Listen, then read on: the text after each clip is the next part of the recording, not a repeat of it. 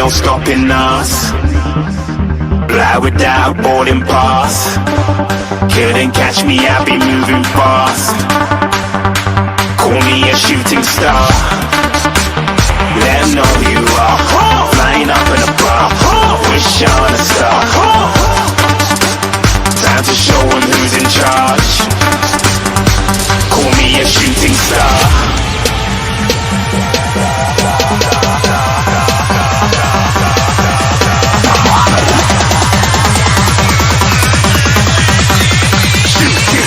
Didn't even get to cross.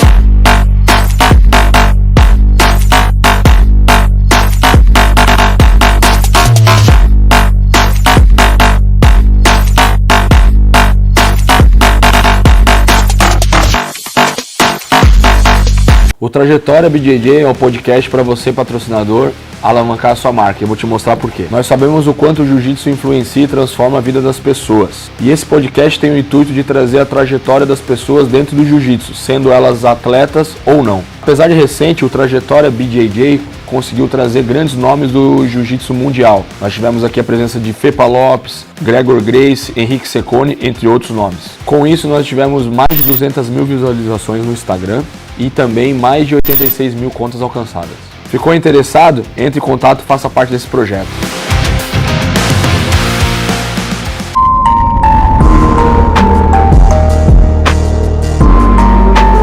A Fundamento Kimono tem uma grande paixão pelo jiu-jitsu, o que reflete diretamente no seu produto. Entra no site fundamentokimono.com.br e utilize o nosso cupom Muito Mais Trajetória. Todos os episódios ao vivo você vai conseguir 10% de desconto. Aproveita aí, galera.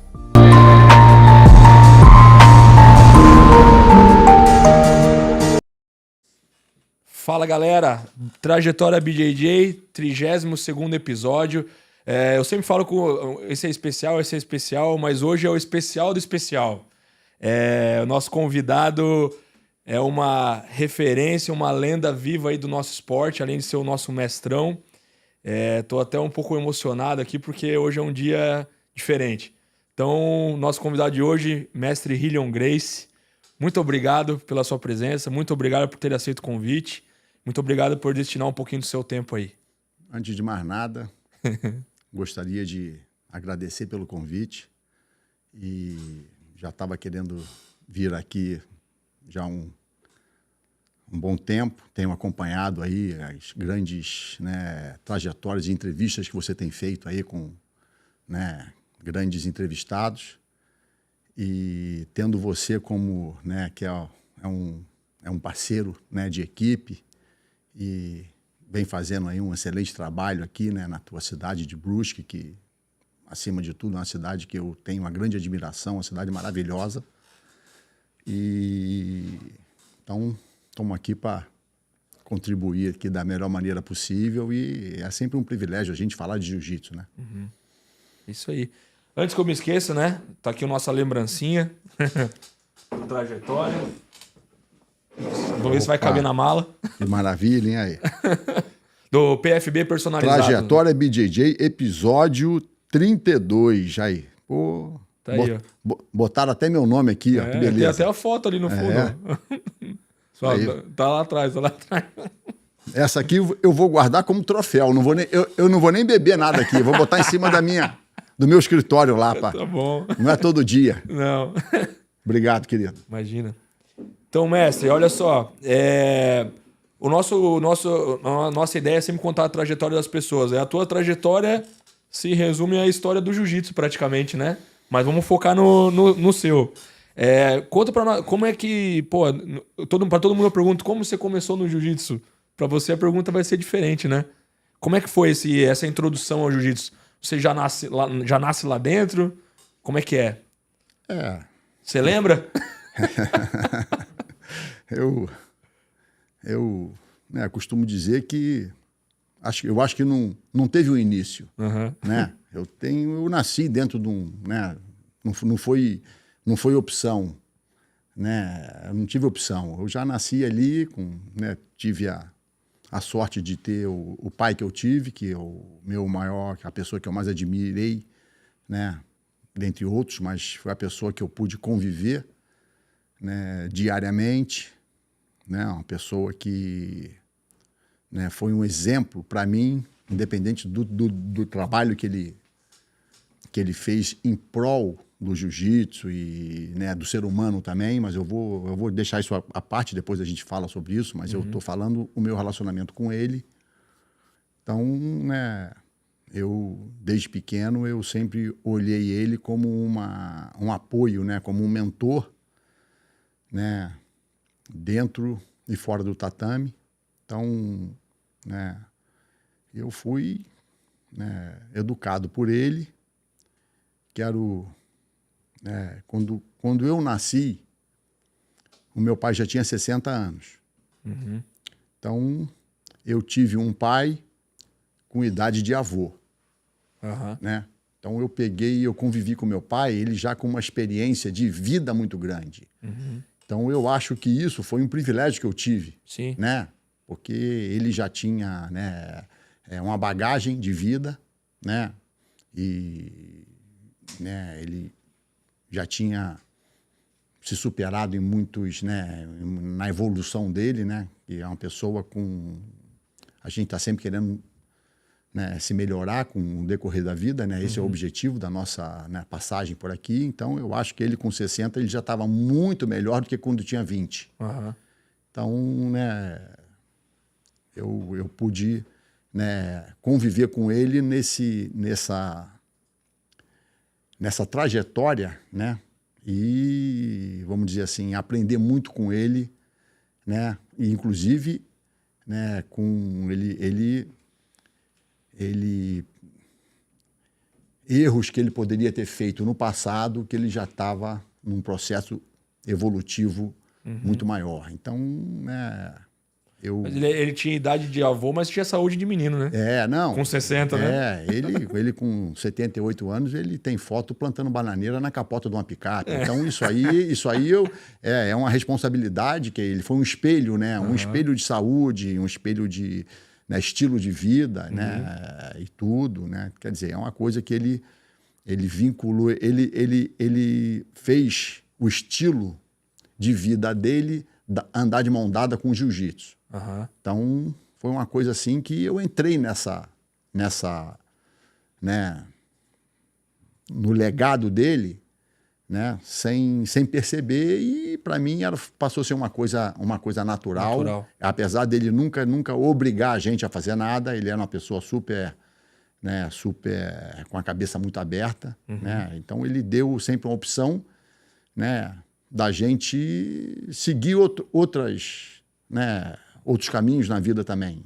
Ele mostrava os benefícios do jiu-jitsu, né, que era o objetivo dele com o jiu-jitsu, o que era, entendeu? E que ele precisava também de ter bons seguidores, né? Começou com os filhos, mas depois disso aí foi se estendendo e estamos aqui até o dia de hoje com, né, com essa imensidão que se tornou o jiu-jitsu, né, não só no Brasil, como no mundo também. Sim. Então, né, o início foi assim, foi uma coisa... né? E aí era treino diário? Tava sempre todo mundo junto, treinando? Ou não era uma academia, né? Era em casa? Eu cresci em Teresópolis, numa casa de 20 quartos, né, quartos grandes, né, uma casa de fazenda, assim, uma coisa, né... que fica Teresópolis, ela para quem ainda não conhece, é uma região montanhosa do Rio de Janeiro, que fica acho que 90, 100 quilômetros do Rio, né, 1.000 metros de altitude, né? Por que ele foi para Teresópolis? Já a princípio, né, ele teve um problema de saúde, que era pleurisia. Pleurisia o nome? Pleurisia era como se fosse uma doença que era o cartão de visita para tuberculose. Então, ele perdeu a primeira esposa dele, né, de tuberculose, que deixou ele com 7 filhos. Então, e o médico falou para ele que se ele morasse numa atitude de ar puro mais alta, ele poderia viver 1 ano de vida. Mas se ele continuasse no nível do mar, a estatística, a probabilidade era de 6 meses. Olha só. Então ele apavorou, né? Quer dizer, a medicina, né, tradicional, a medicina tradicional condenou ele, né? Então, quer dizer, era uma coisa que estava morrendo muita gente com isso, né? Inclusive a esposa, né? A esposa, ele perdeu a primeira esposa dele, né? E ele ficou realmente assim com uma, né? Ficou realmente, ele falou assim, não, eu não vou me entregar, eu vou, né? Então ele foi morar em Teresópolis e investiu, né, tudo nessa nova etapa da vida dele. Nesse um aninho que os caras tinham dado para ele. Exatamente. Levou os filhos, né? Ele estava assim com uma... Na época ele tinha uma boa condição, assim, né? Ele passou muitas necessidades, tudo, né? A trajetória dele não foi uma coisa fácil, né? Inclusive passou até fome, né? Já dormiu na rua, em banco de praça, né? Quando ele era solteiro, mais novo, né? E às vezes tinha que fazer lutas, né, de difundir o jiu-jitsu no Brasil. Ele, né, teve isso aí é uma história longa que a gente depois pode falar sobre isso, mas bota longa nisso, né? Então eu estou falando aqui de uma tradição de 100 anos, né? Então, se eu ficar aqui um mês falando, ainda vai faltar muito, né? Não dá para, né? Mas a gente vai resumindo aqui algumas coisas, tal. Eu quero ver se eu acho que é uma coisa importante, né, as pessoas saberem dessa trajetória, que não é só minha, é uma trajetória que eu herdei isso, né, e procuro seguir, né, da melhor maneira possível, né? Eu faço o melhor que posso. Se eu não fizer mais é porque às vezes não está no meu alcance, mas eu procuro me esforçar e tento não decepcionar, apesar do meu pai não estar aqui me assistindo, mas eu acredito que ele, né, eu acredito muito no mundo espiritual. Então, eu acho que de algum lugar ele pode estar me acompanhando e estar me ajudando ainda, tudo, né? Então, eu fui, né, criado lá em Teresópolis e ele montou esse quartel-general ele conseguiu através da medicina, né, não da medicina tradicional, mas da medicina alternativa, ervas medicinais, com uma alimentação, né, muito rigorosa, né, de alcalinizar o corpo, o sangue da pessoa dele e tudo, e ele conseguiu se curar. E depois que ele se curou, ele começou a melhorar e passou um ano e ele não foi a óbito, né? Ele continuou vivendo bem e chegou a ficar com a saúde plena. Então, ele acreditou nisso e continuou, né, a estudar, a pesquisar, né? Ele foi um estudioso e pesquisador também. Que ele falava assim, olha, eu estudei todo tipo de medicina, todo tipo de... Né? Ele sempre teve a mente muito aberta. E ele falava assim, olha, às vezes tem livros de grandes médicos, grandes escritores, que falam uma coisa diferente da outra. Um fala uma coisa e o outro fala o contrário daquilo. E aí, qual dos dois eu vou seguir? Então ele falou, olha, eu vou ter que testar isso no fato e na prova. Então ele fazia pesquisas, ele foi um pesquisador, e ele começou a fazer testes, né, a princípio com ele, e depois, como, né, tinha uma família muito grande, ele começou a implantar uma alimentação na família e foi vendo o que era melhor. No começo ele errava um pouco, depois ele ia corrigindo, ia fazendo as experiências dele, e foi cada dia melhorando, evoluindo, e chegou, né, numa dieta alimentar. E, ao mesmo tempo, ele pesquisou muito a importância das ervas medicinais. Ele ficou fanático com relação a isso. Então, foi um trabalho paralelo, né, que ele teve com jiu-jitsu. Né? No começo, ele ficou muito intenso no jiu-jitsu, né, foi o primeiro a fazer algumas lutas assim importantes, né, que teve, né, mas não tinha assim uma cobertura em termos de mídia muito grande e tal, né? Era uma época, né, que quando ele começou acho que não tinha nem televisão ainda, né? Foi uma coisa assim muito, né, lá atrás. Então, mas ele passou a dar muita importância na parte nutricional dentro do programa do jiu-jitsu que ele queria desenvolver. E isso a gente tem a chamada dieta Gracie, que a gente procura até, carregar isso como um dos ensinamentos, né, que a gente acaba, né, na academia, e tem sempre umas coisinhas que a gente ainda vai ajustando, né? Porque eu acredito que se ele tivesse vivo, ele teria continuado a evolução nessa dieta também.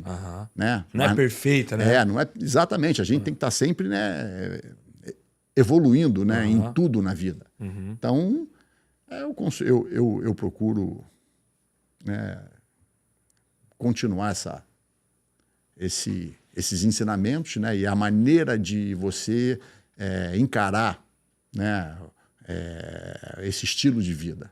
Então, isso aí foi uma coisa muito...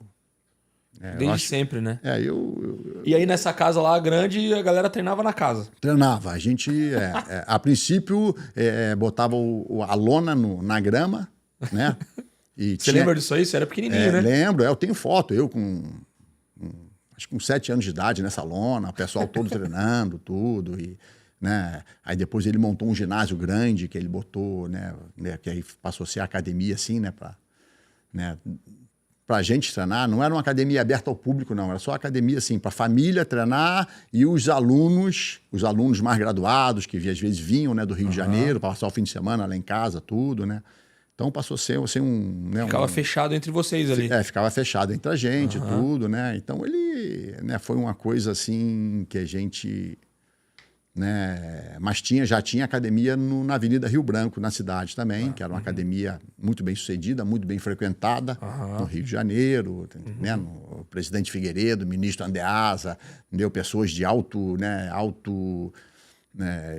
gabarito da sociedade carioca também, do Brasil também, né? Então, quer dizer, foram alunos, né, dele e tudo, né, nessa época, né? E ele aí já tinha ali os irmãos, né? Ele passou para os irmãos esses ensinamentos, tudo. E aí isso foi crescendo e dali expandiu para o mundo, né? Então, eu vejo o jiu-jitsu no mundo nada mais do que, né, a continuação dessa base que ele fez ali. Sim. E estamos aqui hoje. Ô, mestre, aí na sua época... você foi crescendo, né? Já virou lá juvenil e tal, foi adolescente. Já existia essas graduações no jiu-jitsu como é hoje? Faixas e tal? Não, na época do meu pai, né? Eu ainda não era nem nascido, na época dele, tinha faixa branca e só usava faixa preta quem era professor. Quem realmente ia dar aula na academia, tudo, mas... quem não fosse professor tinha até nível de preta, mas eram... Entendeu? Então, não tinha cores de faixa e a pessoa não... A faixa não era uma coisa assim muito... né? Porque o jiu-jitsu eu acho que não era muito comercial, né? Não era uma coisa comercial. A pessoa buscava ali... pessoal e tal. Exatamente. Não importava a cor da faixa. A pessoa fazia ali o programa de defesa pessoal, que era um programa de 36 aulas, e depois continuava praticando e tudo, mas ficava com a mesma faixa. Não tinha mudança de faixa. A pessoa buscava ali o conhecimento técnico. Sim. Né? De evoluir tecnicamente e tudo. Mas na sua época já tinha daí? Na minha época já tinha. Era faixa, né? Quando começou a primeira graduação, era branca, amarela, laranja, verde, né? Aí acima de 16 anos, azul, roxa, marrom e preta. As mesmas de hoje, normal. Exatamente, né? Aí, quer dizer... Então, né, e você foi pegando as faixas certinho, assim? Fui pegando. Eu na verdade, eu passei para faixa amarela, mas... Às vezes eu treinava de faixa amarela, mas às vezes quando... Botava faixa branca também, então não era uma coisa assim, né? A gente não deu... esqueci a faixa em casa, treino de faixa branca, tudo, quer dizer, tinha né? Quando tinha os treinos lá em Teresópolis, por exemplo, ninguém botava, todo mundo de faixa branca. Inclusive tinha foto do meu pai, do meu tio, tudo, e botava faixa branca e a gente treinava. A faixa era só para amarrar, né? Então a gente via os mestres, né? Os mestres treinavam de faixa branca também. Então era uma coisa assim, né? A gente não dava valor à faixa, assim, nesse sentido, né? Mas foi importante essa evolução de faixa no mundo, hoje em dia tem que ter, porque virou uma coisa... né? Para organizar tudo, né? Isso aí veio depois e eu acho que é válido também, né? A gente tem que respeitar isso e incentivo o aluno também, né? Para, né, como uma coisa assim, a evolução da academia, a pessoa aí lutando para conseguir as faixas, eu acho que isso aí foi super válido. Mas na minha época mesmo era uma coisa assim, não tinha muita obrigatoriedade de você botar uma faixa colorida na cintura, né? Então... E na sua época daí, quem não era professor já tinha faixa preta, mesmo não sendo um professor. Já tinha. Né? Tinha, né? Geralmente a pessoa, quando se tornava professor, usava faixa preta, né? E botava, quando ele se formava como professor, ele botava as 2 barras brancas do lado. As 2 ponteiras lá. As 2 ponteirazinhas, né? Do lado da faixa branca com a ponteira vermelha. Aí botava ali, né? Usei isso um tempo, tudo. Aí depois começava a ganhar os graus, né? E depois já começou a entrar as federações, tudo, né? Começou a Federação do Rio de Janeiro, foi a primeira. Aí começou a botar, né, o tempo ali tempo mínimo. O tempo de grau para quem ia ganhar. Depois veio a Confederação Brasileira, a princípio, de Jiu-Jitsu, aí começou a organizar mais ainda sobre isso tudo, né? Botar ali, botar no papel o tempo o tempo que cada pessoa iria passar de grau, né? No começo era 3, entendeu? Quer dizer, a pessoa para organizar, né? Para não ter aquele negócio, cada um dá o grau que achar, o amigo vai dar um grau mais avançado para o outro. Então, quer dizer... Vira bagunça, né? Vira bagunça. Então, passou a ser uma coisa, né, que as federações começaram a controlar um pouco mais isso e eu acho super válido. Eu acho que o tempo tem que ser igual para todo mundo. Sim. Entendeu? Apesar de muita gente dentro do jiu-jitsu não respeitou muito isso. Né? Não respeita muito. Não respeita até hoje ainda. Tem muito, né? Tem muito e tudo. Mas, mas num geral, tudo mantém organizado. No geral, eu acho que né, botar no papel o tempo certinho, tudo, né? Até para evitar das pessoas quererem, sei lá, vender faixa e fazer né? Tem gente que trabalha certo, né? Sim. Como em tudo na vida, mas, né, tem pessoas que querem, né, tirar proveito, né, e vender o jiu-jitsu de uma maneira que às vezes não está correta, entendeu? Mas hoje em dia, por exemplo, acho que a coisa está evoluindo, está crescendo, e o jiu-jitsu está, né, sendo, né, bem orientado com relação a isso, uma coisinha ou outra assim que pode não estar 100%, mas então, voltando ao passado, eu, por exemplo, não teve ninguém que chegou e me chamou e me deu a faixa preta, não tem. Mandavam, era assim, você compra a faixa preta, já usa a faixa preta. Entendeu? Eu ganhei a faixa preta do meu pai, do meu tio, dos meus irmãos, né, mais velhos. Mas eu falei, não, gente, deixa eu ficar um pouquinho mais na marrom, deixa eu lutar. Tinha poucos campeonatos por ano. Às vezes tinha no máximo 2 campeonatos. Às vezes tinha ano que tinha um campeonatinho só, aí você tinha 2 lutinhas para fazer, tal, não era uma coisa assim, né? Então, às vezes eu queria, deixa eu lutar mais um campeonato na marrom, né? Eu com 18 anos já estavam querendo me dar preta. Eu falei, não, gente, deixa eu lutar. Eu acabei ficando mais um ano de faixa marrom e de 19 para 20 que eu fui e peguei a minha faixa preta, né? Mas já estavam, o cara tá bem demais, eu já estava sendo assim visto como um expoente assim, do jiu-jitsu do meu peso, né? Na época, né? Porque o jiu-jitsu era uma comunidade muito menor do que é hoje em dia. Né? Hoje está no mundo inteiro. Antes era mais Rio de Janeiro, aí estava em São Paulo, alguma coisa em Minas, né? Não tinha, né? No Sul, por exemplo, estava muito atrás, né? Nem tinha, né? A primeira academia de rua mesmo, de rua oficial, foi minha, em Santa Catarina.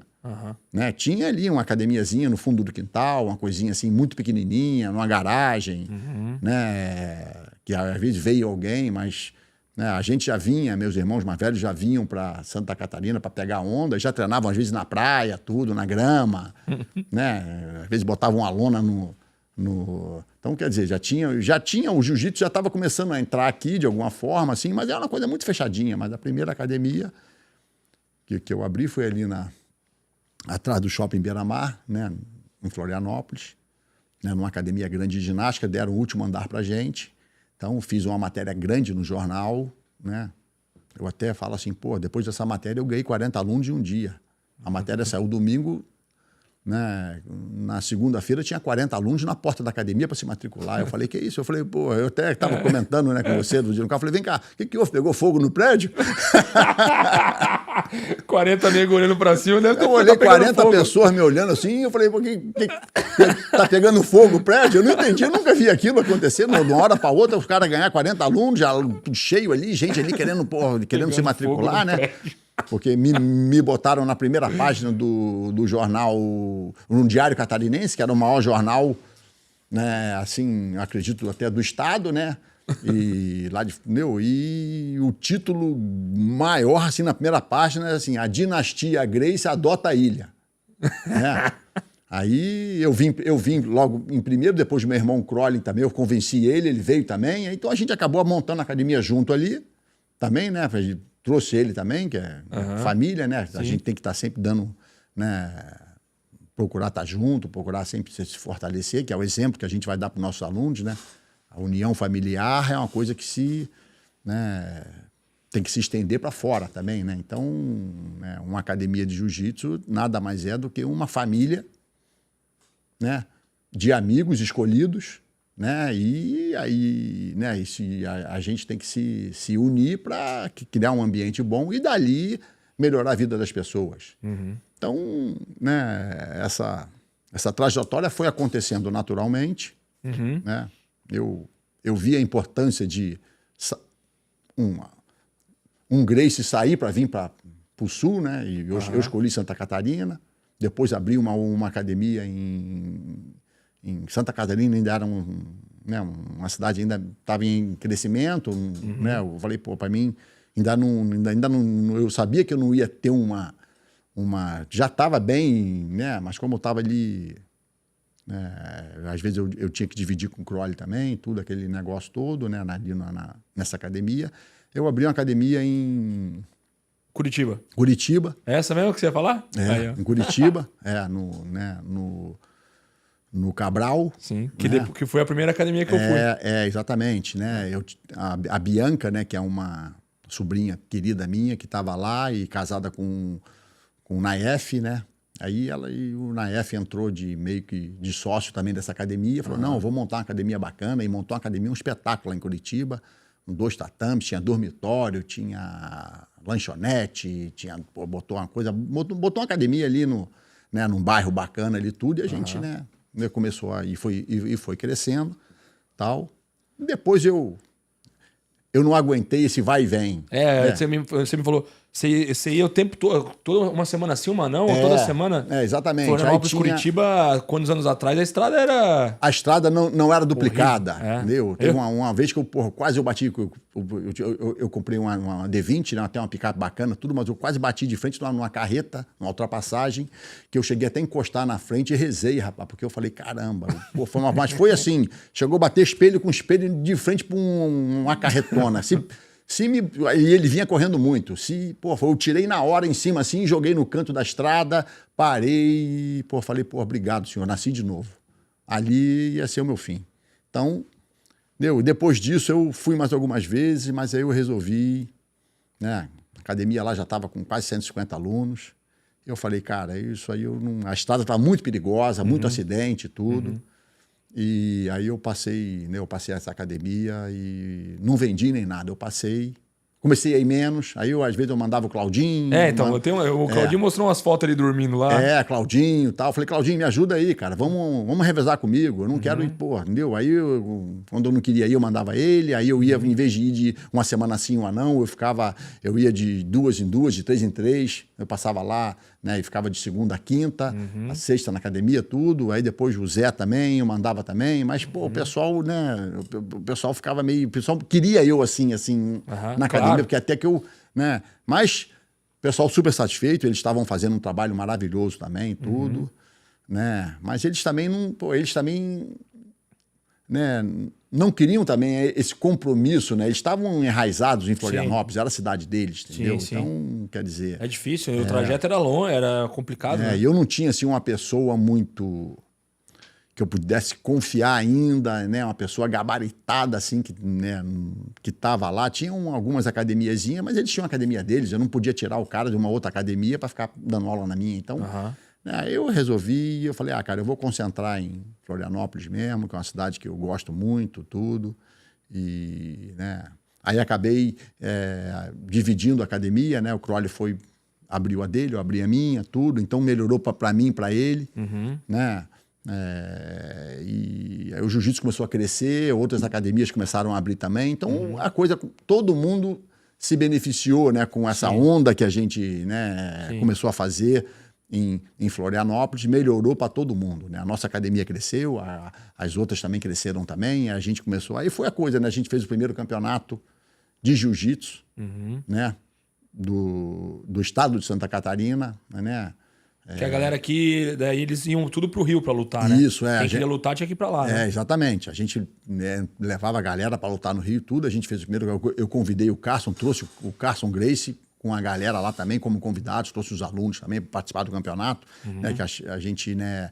Então a gente começou a movimentar o jiu-jitsu, né, em termos de competição, em termos de, né, que eu acho que é importante também, no estado aqui, a princípio mais focado em Florianópolis, e daí foi só crescendo, cara. Foi só, né, eu meio que encabeçando ali aquela coisa ali, né, tava mais, né, eu tava assim, no meu auge, né, físico, entendeu? Aí eu marcava treinos com a seleção catarinense de judô, né, a galera toda, entendeu? Aí vinha, porra, o pessoal treinar, eu marcava, vamos treinar, gente, vamos aqui. Aí vários vieram pro jiu-jitsu também, começaram a aprender e começaram a querer. Eu falei, pô, deixa esses caras amanhã, são tom do judô, mas se aprender jiu-jitsu, pode usar.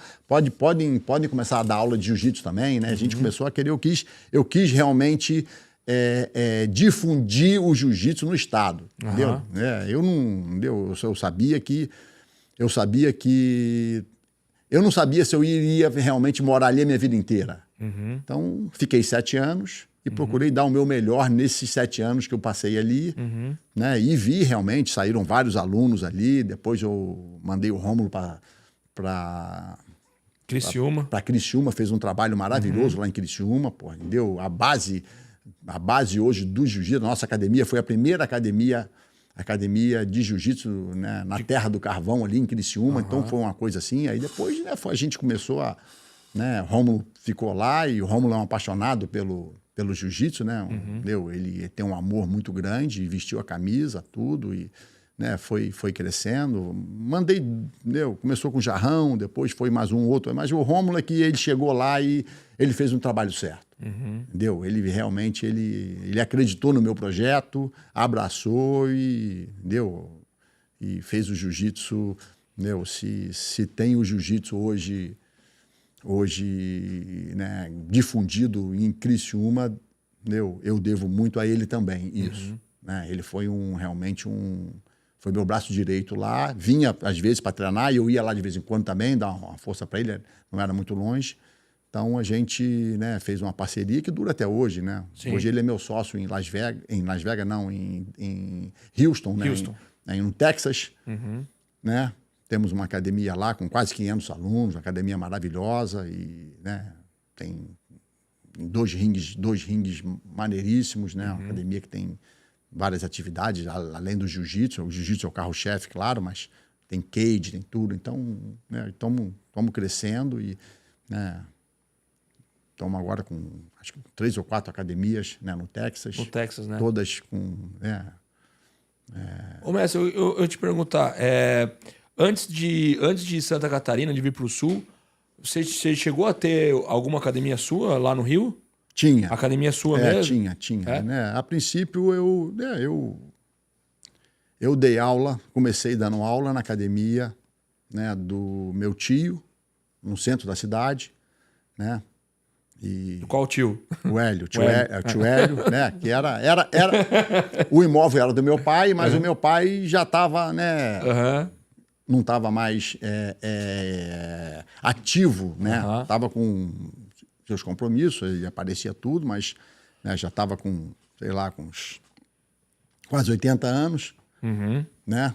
Então, o imóvel era do meu pai, era onde era a academia antiga, o meu pai alugou para o Banco Nacional o 17º andar, que ele falou, ó, vou alugar para o Banco Nacional, que era uma receita, né, um dinheirinho que ele ganhava bom ali, e o 18º andar, a metade do andar era dele ainda, então ele tinha 2 ringues, então o tio Hélio, né, assumiu tudo isso, e né, vários Gracies deram aula lá.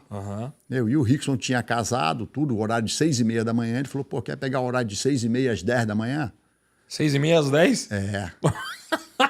Só? Eu vinha de ônibus, né? Eu saía de Ipanema, pegava um ônibus, eu acordava 4h30, 5 horas da manhã, todo dia, pegava um ônibus, demorava aí uns 40 minutos, eu tinha que chegar pelo menos 15 minutos antes, né? Pô, o aluno não pode bater na porta primeiro que o professor, né? Então, quer dizer, né? Então eu abria e era aquela só aula privada, né? Aula individual, entendeu?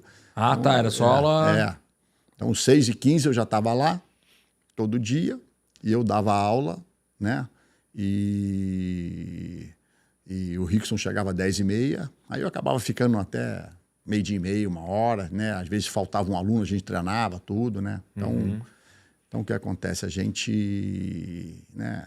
Aí você dava aula ali? Ali, e de tarde eu ia pro Hollis, que era em Copacabana. Academia do Hollis. Né? O Hollis estava vivo ainda. Então, era de manhã lá e de tarde com o Hollis, mas eu praticamente não ganhava nada. Eu dava aula por amor. Eu praticamente não tinha nem salário, cara. E no Hollis você dava aula ou ia para treinar? Não, ia para treinar, mas depois o Hollis me efetivou, começou a me dar um saláriozinho para me ajudar na aula das crianças, até para me incentivar. Né? Então, quer dizer, era o dia inteiro respirando jiu-jitsu, né? Então, quer dizer, né, fim de semana só, sábado e domingo, que às vezes eu ia para Teresópolis, ia, né, fazer uma baguncinha, jogar futebol, tal, que a gente tem que ter, né, né, os amigos também, senão fica uma coisa muito mais... Durante a semana era só focado no jiu-jitsu. Tava ruim, né? Saía de treinar com o Rickson, daí ia treinar com o Hollis. Tava ruim, né? Não, e tinha o meu tio também, né? Que tava... Né, volta e meia ia lá também, eu treinava com ele também, tudo. Eu tive, né... E né, meu pai me pegou mais quando eu era mais criança em Teresópolis, né? Ele brincava comigo lá, me dava sempre né, umas coisas, tudo, mas depois ele passou a bola. Né? E mas como mentor, né, de vida, né, o meu maior mestre foi o meu pai. Esse aí, ele era diferenciado. Eu acho que ainda não... Eu não vi ainda um Gracie que pudesse sentar no trono realmente que ele deixou. Entendeu? A gente ainda tem que remar bastante. Remar um pouquinho mais. Ô, mestre, mas aí a sua academia mesmo, você treinar lá... Aí eu morava em Ipanema, né? E eu treinava em Copacabana. Depois eu saí da cidade, porque ficou muito longe, né? Porra, muito longe, o trânsito e tal. Eu saí... Depois da academia da cidade, se mudou para o Maitá também, tudo. Aí eu comecei a focar, a gente tinha uma casa ali em Ipanema, né, uma casa de 3 andares, né, que meu pai morava com a minha mãe ali, tudo, né, na rua Redentor, entre Maria Quitéria e Garcia Dávila, que era uma área muito nobre ali de Ipanema. Eu lembro o nome da rua. E a gente convenceu minha mãe, vamos botar um tatamezinho lá em cima, tal, né? A gente acabou que a gente dormia no tatame, né? De noite botava os colchões assim, ia dormir a galera ali, e às vezes a gente tirava, recolhia, e começamos ali a querer ganhar um extra. Começou a ter uns alunos particulares que a gente, né? Eu comecei a ter uns aluninhos particulares ali, umas aulinhas privadas, tal, né? Pô, morava na casa do meu pai, não pagava aluguel. Comida, tudo de graça. O que entrava era lucro. Então, né, tava bom demais. Aí, a minha mãe o movimento começou a crescer. ali. Aí ela começou, teve um dia que ela falou assim, olha, esse é o último mês aqui, acabou. Não tem mais aula aqui, não tem mais aula aqui em casa, porque isso aqui não é academia, isso aqui é uma casa, é minha casa de morar, e eu não quero, né, ela tava, às vezes ela estava andando dentro de casa, passava uma pessoa que ela nunca tinha visto na vida. Então ela queria ter liberdade, né? E o quarto dela era no segundo andar, embaixo era a sala, a cozinha, tudo, e tinha os quartos no segundo andar, e em cima tinha um quarto e um salão. Então a gente fez a nossa bagunça lá em cima, né? Então ela começou, quando começou a crescer, ela acabou com a nossa farra. Então ela falou assim, olha, a partir do mês que vem vou tirar os tatames. Acabou essa... Vai voltar a ser casa, porque isso aqui já está virando, já está com cara de academia. Uhum. Então, aí a gente tinha uma academia que era... como é que é o nome, rapaz? Uma academia perto ali, a 2 quadras lá de casa, aliás, 1 quadra lá de casa. O nome da academia era Maxiforma. Uma academia grande. E... através de amizade, conhecimento. Era uma academia muito bonita, uma academia de 4 ou 5 andares, uma academia que na época era assim, era a academia, né? Musculação, ginástica, tudo, uma academia maravilhosa, né? Aí a gente conseguiu uma salinha pequena, né? Uma salinha bem pequena, no primeiro andar, o cara deu pra gente essa academia lá pra gente. Aí a gente já levou os alunos, já levei meus alunos para ali, comecei... né, a dar minhas aulinhas ali, mas logo a coisa cresceu muito, o cara viu assim, o mercado que o jiu-jitsu, né, uma receita boa para academia também. Aí tinha um andar lá em cima que estava meio, ele deu o último andar pra gente. Aí eu abri 2 tatames, um tatame grande e um pequeno no último andar. Aí ali eu explodi, né? Aí eu comecei, né, comecei a ensinar, fiquei ali, né, muitos anos, tudo. Né? Então, estava pertinho lá de casa, vinha andando. Então, foi né? E às vezes até o tio Hélio, né? O tio Hélio ia lá, quando ele ia lá em casa visitar, ele, né, pegava e sentava lá e ficava assistindo da aula. Né? Ficava vendo, né? Gostava de olhar, foi lá umas 2, 3 vezes. Né? E então... aí começou ali em Ipanema. Ali começou a aula. Exatamente. Depois eu fui para... aí essa academia... ela fechou, ela foi vendida. E o cara fechou, ia ficar 3, 4 meses fechada para obras, tudo, né? Mudou de dono. E nesse meio tempo, aí eu me mudei para uma academia no Leblon, da Tânia Alves, aquela artista de televisão, tudo, né? Ela é artista casada com o Tadeu. E ela convidou a gente para ir lá nessa academia. E aí eu me mudei para lá. Né? Fiquei um tempo lá também, então a gente ia, né? Quer dizer, eu morava com meu pai ali, então eu não precisava ter, assim, eu não precisava investir numa academia só minha. Né? É que só o nome por si só já carregava, né? Então eu ganhava, para quem não tem despesa, casa e comida, com fartura, nem carro eu precisava ter, porque eu pedi o carro da minha mãe e do meu pai, eles tinham motorista também, tudo, né? Minha mãe tinha um motorista ali, né? Minha mãe já tinha motorista para levar. Então a gente tinha uma vida bem confortável, né? Porque o meu pai tinha uma renda do centro da cidade lá, que era alugado para o Banco Nacional, né? Um andar todo. Então ele vivia confortável ali com esse dinheiro, tudo, né?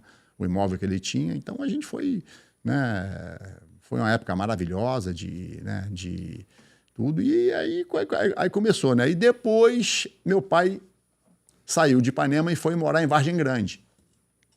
Não, depois ele foi morar ali no Leblon, né, do lado do Hotel Marina, na Delfim Moreira. Um apartamento menor ali, tudo. Minha mãe achou melhor, né, para mais segurança também.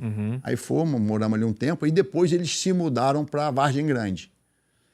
Aí isso aí foi uma coisa assim que eu fiquei meio preocupado, porque para mim continuar morando com eles... já não estava mais pertinho, né? Era quase 1 hora. Conhece Vargem Grande, Cláudio? Era depois do Recreio. Tinha a Barra, Recreio e depois Vargem Grande, né? Era um interiorzão, né? Aí meu pai comprou uma casa muito grande lá, que ele pensou até a princípio em fazer uma clínica, né, uma clínica, ele ia botar até alguns médicos com ele ali também, tudo, uma clínica completa que ele ia só, a princípio, ia receber estrangeiros para fazer, né, dieta e cura de doenças, talvez com ervas medicinais, mas todo tipo de, né, meu pai passou uma época curou muita gente, tá? Não perdi um caso, e só gente em último estágio, assim, gente muito doente, gente que estava assim já desenganado. Ele começou a curar muita gente e isso começou a dar uma visibilidade para ele muito grande, independente do jiu-jitsu, nessa parte nutricional, né? Ele como, né? Então, quer dizer, a gente foi para lá e aí eu fui morar, mas estava muito longe para mim vir. Eu falei para a galera, pessoal, eu vou ter que parar de dar aula aqui na Zona Sul. Eu vou embora lá para Vargem Grande, né? Eu sei que tá muito longe para vocês irem. Aí eu fui para uma academia. Cara, e aí alguém ficava lá ou fechava a academia e deu? Não, eu vou te dizer, eu fechei a academia e falei assim, ó, procura as academias perto aí, vão. Deu. Eu não deixei ninguém, não. Eu não quis. Eu falei, cara... Deu. Não é a mesma... Aí, lá atrás era diferente demais. Né? Aí eu não tinha essa visão de associação, essa coisa assim e tal, de querer manter isso, o negócio. Eu fechei e falei, olha, gente, quem puder ir... Aí eu fui pro finalzinho do recreio, que já era longe. Mas já era um meio termo ali. Era um meio termo, né? Era uma academia também... Era um clube essa academia. Aí me deram um salão lá maravilhoso. Eu vinha de Vargem Grande, eu andava assim, sei lá, acho que 20 minutos só para chegar nessa academia, vindo em direção à Barra. Falei, essa aí dá para mim. Eu fiquei ali um tempinho. Ô, Messi, onde botava o nome, abria, vinha gente? Vinha. Ou não era tão automático assim? Não, vinha gente. Vinha, mas no jiu-jitsu não era também tão difundido. E que também não era aquela coisa também, não eram umas aulas com uma galera, né? Era tudo mais meio privado. Era uma coisa assim, entendendo? Tal. Mas começou a ter uma galerinha nessa academia.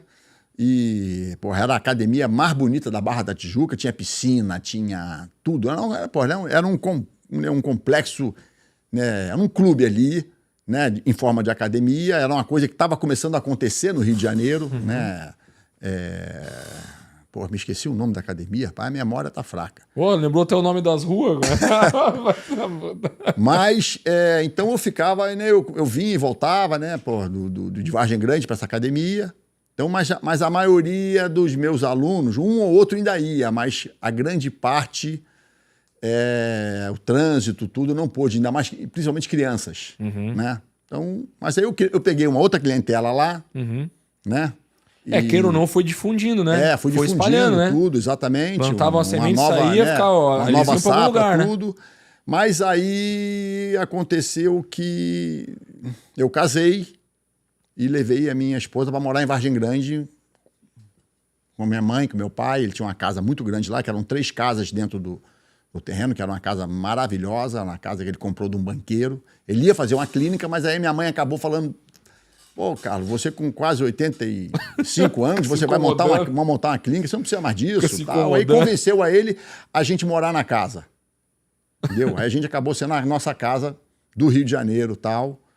Mas aí tava tudo uma maravilha ali, cara. Eu tava realizado, morando com meu pai, com a minha mãe, numa casa maravilhosa, com piscina, salão de jogos, porra, entendeu? O canil do cachorro dava vontade era um negócio... Era a casa, assim, que tinha segurança, uma coisa assim, realmente uma casa de sonho, né? Era uma das melhores casas que tinha na Barra da Tijuca, na época. Então, mas quando eu casei, meu filho nasceu e eu, nesse momento, eu tava, com tudo ali. Nesse momento, eu falei, cara, eu acho que chegou a hora de eu morar sozinho, né? Com a minha mulher. E a Cris, ela tinha o pai dela é catarinense, né? De Florianópolis, a família tradicional, né? E ele morava no Rio, então ele é advogado, um advogado assim, renomado, trabalhou para a Odebrecht muitos anos, era, né, uma pessoa assim, né, uma pessoa muito honesta, muito bacana nesse, né? Então ele estava bem. E ela tinha tinha apartamento, tinha alguns imóveis em Florianópolis. E eu falei com ela, cara, deixei o Rogan uma semana com a avó, né, que morava ali na Lagoa. E eu falei para a Cris, vamos tirar umas férias, vamos dar um passeio em Florianópolis. Aí ela, tá bom, vamos. Aí pegamos um avião, fomos para Florianópolis.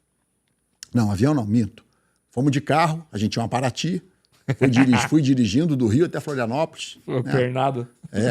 Fui de férias, passar uma semana. Aí me apaixonei. Aí foi amor à primeira vista. Né? Me apaixonei nessa época, 91, 92. Né? Florianópolis é uma cidade linda, maravilhosa, com praias lindas, né? A cidade pequena ainda, uma cidadezinha, era meio que a cidade, uma cidade que estava em crescimento. Então eu me apaixonei, fui para a Guarda do Embaú, vi aquela natureza, fui para a Serra, vi aquela beleza da Serra Catarinense, né? E Florianópolis, eu olhei para a Cris, ela olhou para mim. Eu falei para a Cris, nós vamos morar aqui. Com 15 dias eu já estava morando em Florianópolis. Eu fui bater lá, eu botei tudo que eu tinha na mala da Paraty, tudo. Ajeitei tudo, entrei no carro e falei assim, nós vamos morar. Falei para minha sogra, falei assim, olha, a gente está indo agora, daqui a uma semana você bota o meu filho no avião e você vem com ele. A gente chegou, começou, né? Aí começou a minha trajetória em Santa Catarina, que, né, valeu a pena. Porra, valeu demais. Quando você chegou aqui aí, você não conhecia ninguém? Não conhecia muita gente. No jiu-jitsu e nada, no jiu-jitsu nem tinha ainda, né? Nem tinha. Tinha o pessoal que tinha chego, mas não... tinha. Primeiro eu vim para Santa Catarina, foi o Bombonati, que ele foi meio para Garopaba, tudo. Mas dava aula assim, ficou pouco tempo, né? Ficou pouco tempo, dava umas aulinhas, eu acho que ele era faixa marrom, até um rapazinho habilidoso, né? Treinava com a gente lá no Hollis, tudo, falando do Hollis, tudo, ficou um tempinho. Aí depois veio o Tunico, que também, né... Tinha uma casa lá na Lagoa, ele dava umas aulinhas numa garagenzinha no fundo, assim, da casa dele, né, tal. Até quando cheguei, fui lá também, entendendo? Para prestigiar, dei um treino lá com a galera, tudo. Mas eu tava tudo muito pequenininho ainda. Muito cru, né? Muito cru e antiprofissional, uma coisinha assim, meio assim, que as pessoas estavam, né? E você veio pra fazer a vida, né? Tinha que fazer um negocinho organizado, né? Aí eu falei, cara, eu vou morar aqui, o que eu vou fazer? Eu comecei as pessoas começaram a saber quem eu era, né? O pessoal mais velho, que já conhecia a minha família, tudo, né? Já conhecia, né, a trajetória do jiu-jitsu no Rio de Janeiro, como é que era tudo. Então aí eu comecei a receber as propostas de, assim, pô, vem pra cá, tem um lugar ali, as pessoas começaram a se interessar em querer me manter lá. As pessoas falaram, pô, vamos ajeitar a vida desse cara aqui, senão ele vai embora, cara. Entendeu? Esse cara não pode ir embora. Então, pô, eu tava assim, né? Eu tava treinando todo dia, aquela vontade de treinar. Quando não tinha com quem treinar, eu ia correr na praia, ia malhar, né? Eu tava assim, todo dia, porra, eu queria me manter em forma, né? Tava naquela energia, né? Né? Não digo garoto, mas com, sei lá, 28 anos. 29, 30, então você tem saúde de garoto agora, pensa com 28. Então, né, foi aquele aí acabei, né, indo para essa academia, né, na academia Vitae ali, atrás do shopping Beira-Mar, né, então aí começou ali o negócio, aí depois, né, aí eu falei pro Crowley, cara, eu fui para um lugar aí que se você for, você vai se apaixonar, cara. Aí eu comecei a falar para ele veio. Ele é mais velho ou mais novo? Mais velho. Mais velho. Aí ele veio e se encantou também. Aí a gente tinha uma fazenda lá em Teresópolis, junto, né? Eu, ele e o Carlinho, tinha uma fazenda bonita, né? Que a gente tava fazendo uma plantação orgânica e querendo fazer, assim, um retiro também. Sempre né? Para receber pessoas, para fazer que a gente tinha um sonho de fazer uma fazenda autossuficiente, né? Aí compramos umas vaquinhas para tirar leite, vamos fazer o nosso leite, o nosso queijo, né, as frutas aqui, plantamos, sei lá, 2.000 pés de caqui, mais não sei, 1.000 pés de laranja, começamos a plantar pé de mamão, tudo, com esse intuito, né? Mas na prática não funciona muito bem, né? A vida no campo é uma vida, né, dura. Eu respeito muito o agricultor, né? As pessoas que vivem da agricultura rural, né? Não é uma coisa fácil, né? E não era o que a gente não foi treinado para isso, né? A gente não foi, tem que plantar, tem que botar a mão na massa, né? E trabalhar de sol a sol, né? Você tem que entender também disso tudo, né? Então acabou ficando uma propriedade de fim de semana, né? Mas aí eu já tinha vindo para Florianópolis, eu falei pro Crowley, cara, vem cá conhecer. O Crowley, quando foi, essa propriedade tinha uma estrada de terra, de chão, assim, né? Que ele levantava muita poeira para chegar e voltar, né? Aí quando o Crowley veio, olhou, tal, ele falou assim, rapaz, eu acho que eu não vou ficar comendo poeira lá, não. Aí veio, né? Foi bom que foi, né? E muita gente não acredita, a gente conseguiu trazer o meu pai e minha mãe. Né? Um grande mestre, Carlos Grace, morou 2 anos em Florianópolis. Morou 2 anos? 2 anos em Florianópolis, exatamente. Ficou Caramba. lá, chegou, porra. Eu tenho até um filme dele chegando de avião, porra, foi uma coisa assim.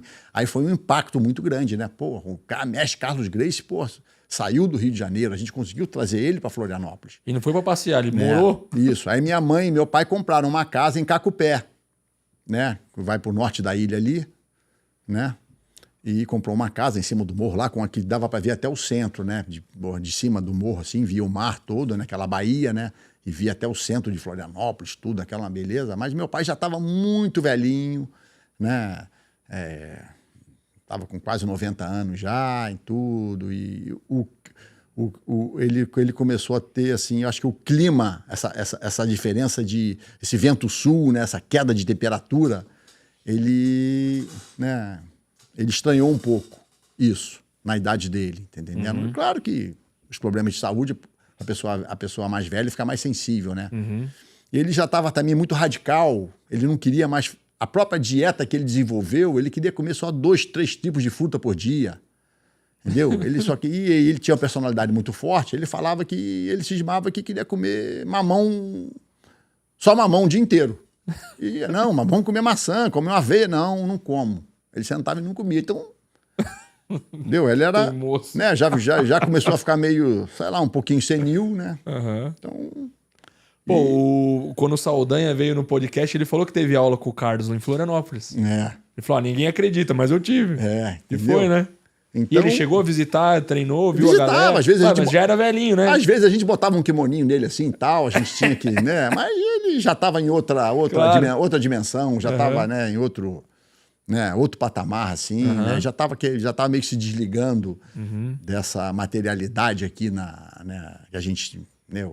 já estava mais assim, né? Rezava muito à noite e já estava dormindo muito, entendeu? Gostava de ficar deitado, tal. Às vezes caminhava assim em volta no gramado, tudo, e às vezes interagia com as crianças, né? Tudo. Então, né? Foi um período assim, mas depois ele acabou voltando para o Rio, né? Aí foi morar com... A princípio morou na casa da minha irmã, da Carla, né? Ela era casada com Pierino, que é pai do Múzio, né? O Múzio que a gente conhece aí foi juiz durante muitos anos da IBJJF, né? No jiu-jitsu e tal. Ele morou um tempinho lá, mas depois foi morar com o Robson, né? Em Copacabana, né? E foi aonde ele faleceu, na casa do Robson, né? O pai do Renzo. Ele ficou lá mas faleceu de uma maneira muito... Foi um prêmio, né? Ele foi dormir e desligou. Né? Foi vou tirar um cochilo e desligou. Minha mãe estava tomando banho, aí o funcionário lá de casa, né? O Maximino, que era um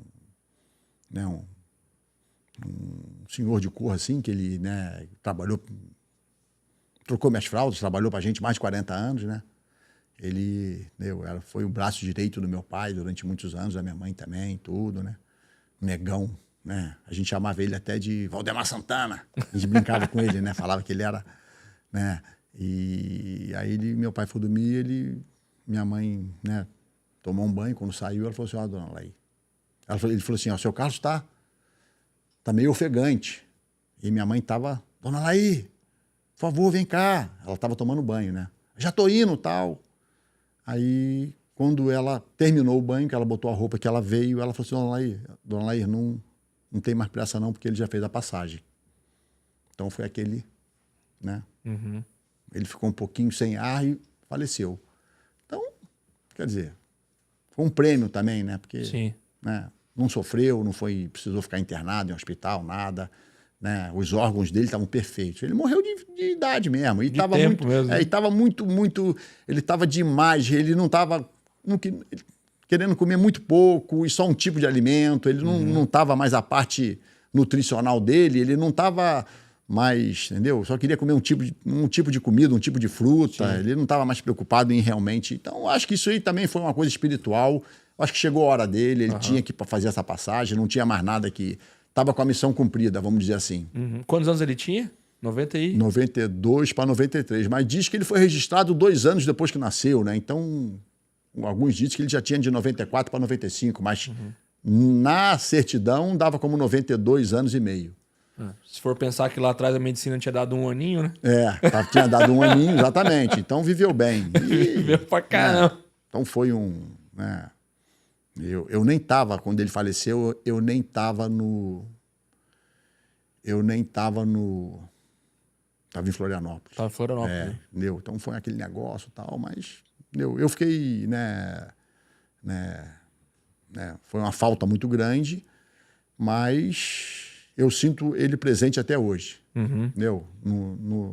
Né, quando eu vejo uma academia de jiu-jitsu, quando eu vejo um professor ensinando, quando eu vejo, né, os benefícios que o jiu-jitsu traz para o ser humano, quando o jiu-jitsu é ensinado de uma maneira correta, né, tanto tecnicamente como filosoficamente, né, que ele pregou muito o lado filosófico do jiu-jitsu, né, o estilo de vida saudável do jiu-jitsu, né, com a higiene física, mental e espiritual também. Ele trouxe isso, ele botou isso como parte dos ensinamentos do jiu-jitsu. Né? Não é só a parte técnica, a parte do atleta ser campeão, nada. Tem todo um contexto em volta disso que ele achava que era tão importante ou mais do que, né, somente a parte, né, das aulas em termos de posição. Eu me lembro que tinha 10 anos de idade, eu via esse negócio assim, de família, tudo, eu ficava ali, né?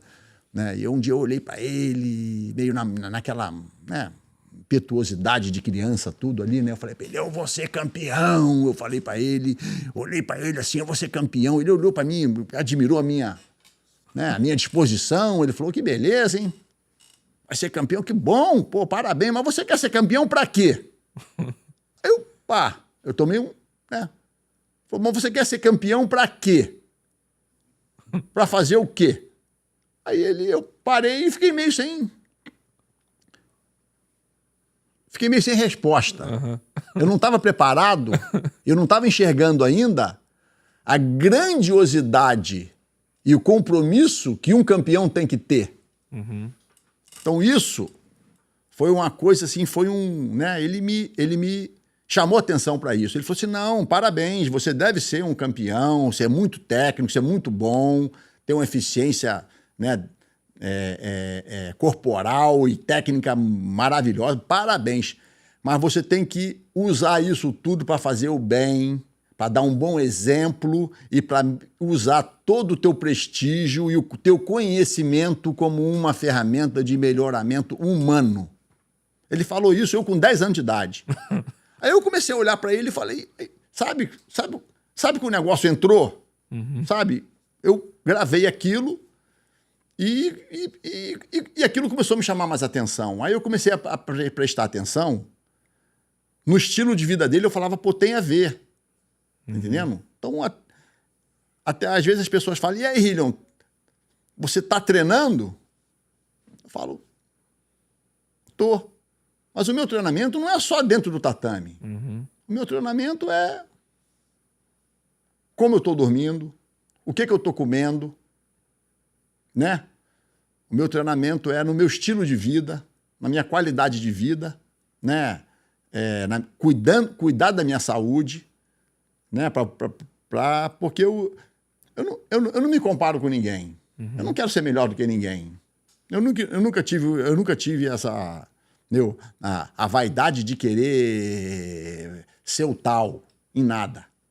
Eu quero ser melhor do que eu sou amanhã do que eu sou hoje. Então a gente procura se melhorar, pô, e aprender. Me considero um eterno aprendiz, né? Então eu vejo que as pessoas que né, sempre tiveram sucesso na vida, não estou falando só em jiu-jitsu, não, em todos os segmentos da vida, né? Todas as profissões, as pessoas nunca quiseram ser melhor e querer ser arrogante, né? A pessoa tem que ter humildade de querer evoluir, né? Né? Às vezes você é melhor do que né? Você tem mais qualidades do que várias pessoas, mas às vezes até um mendigo de rua pode te ensinar alguma coisa. Ele pode falar alguma coisa, uma experiência de vida que ele está ali, uma coisa que a gente não passou. Você pode parar para conversar com uma pessoa dessa e ele pode, às vezes, te passar alguma coisa que pode servir para a tua vida, em todos os sentidos. Então, não é o status social, não é você ser mais famoso ou você ter mais dinheiro. Entendeu? Eu acho que isso aí é consequência, né, de um trabalho bem feito. Você vai ser mais admirado. Se você é um bom profissional naquilo que você faz e trabalha honestamente, você vai ser melhor remunerado.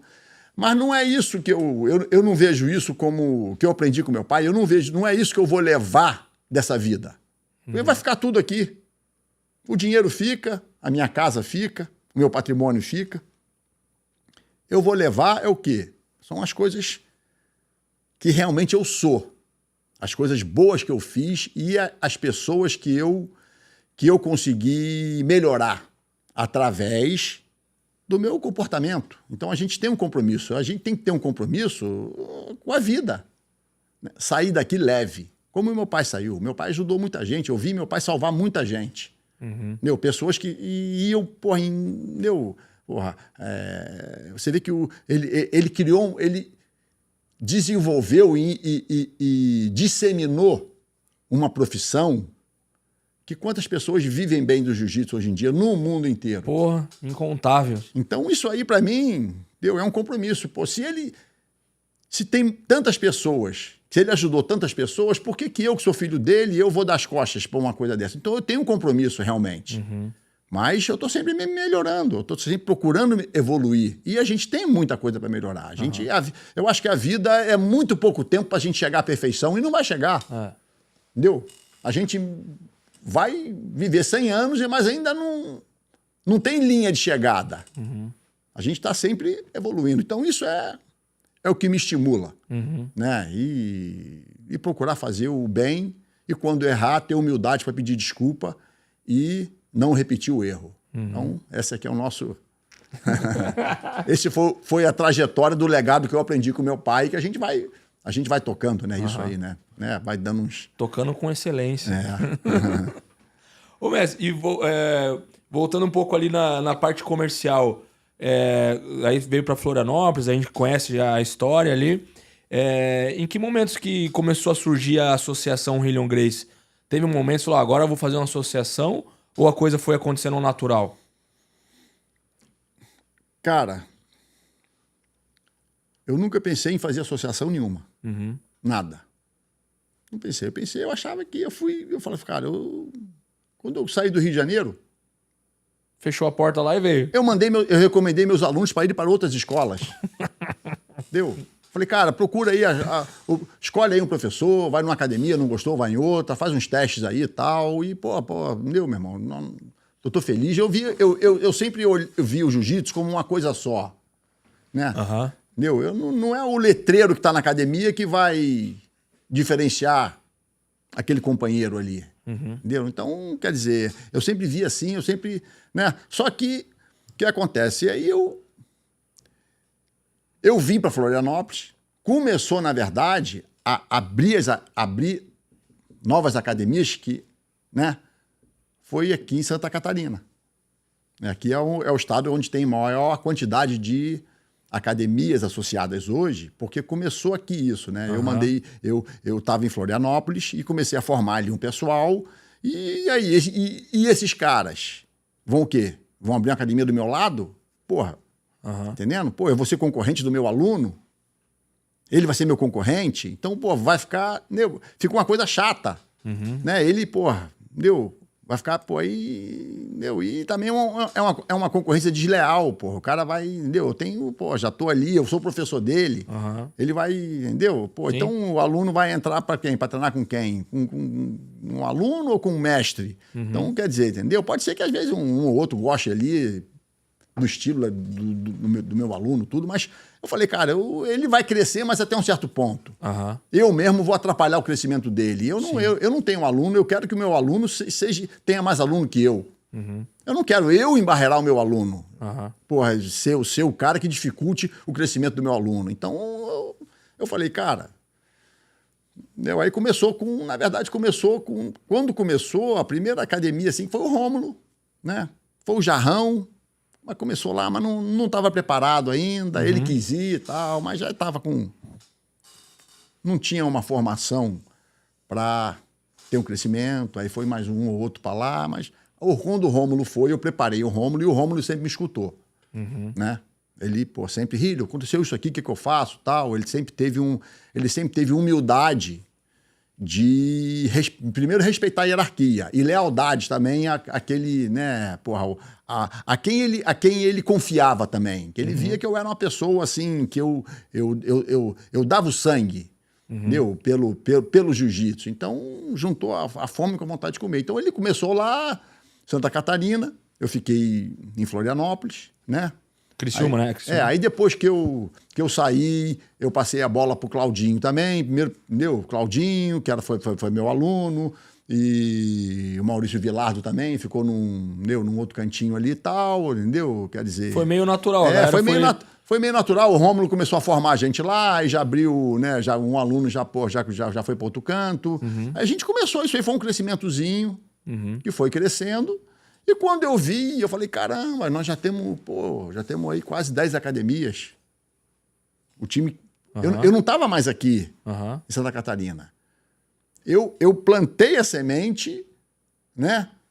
Comecei a direcionar um pouquinho, depois eu passei 6 meses, eu recebi uma proposta muito boa no Espírito Santo. Eu ia perguntar, antes de ir embora para os Estados Unidos, você não foi direto de Santa Catarina, né? Não. Eu fui para o Espírito Santo, recebi uma proposta de um patrocínio, lá eu tive um patrocínio em dinheiro muito forte.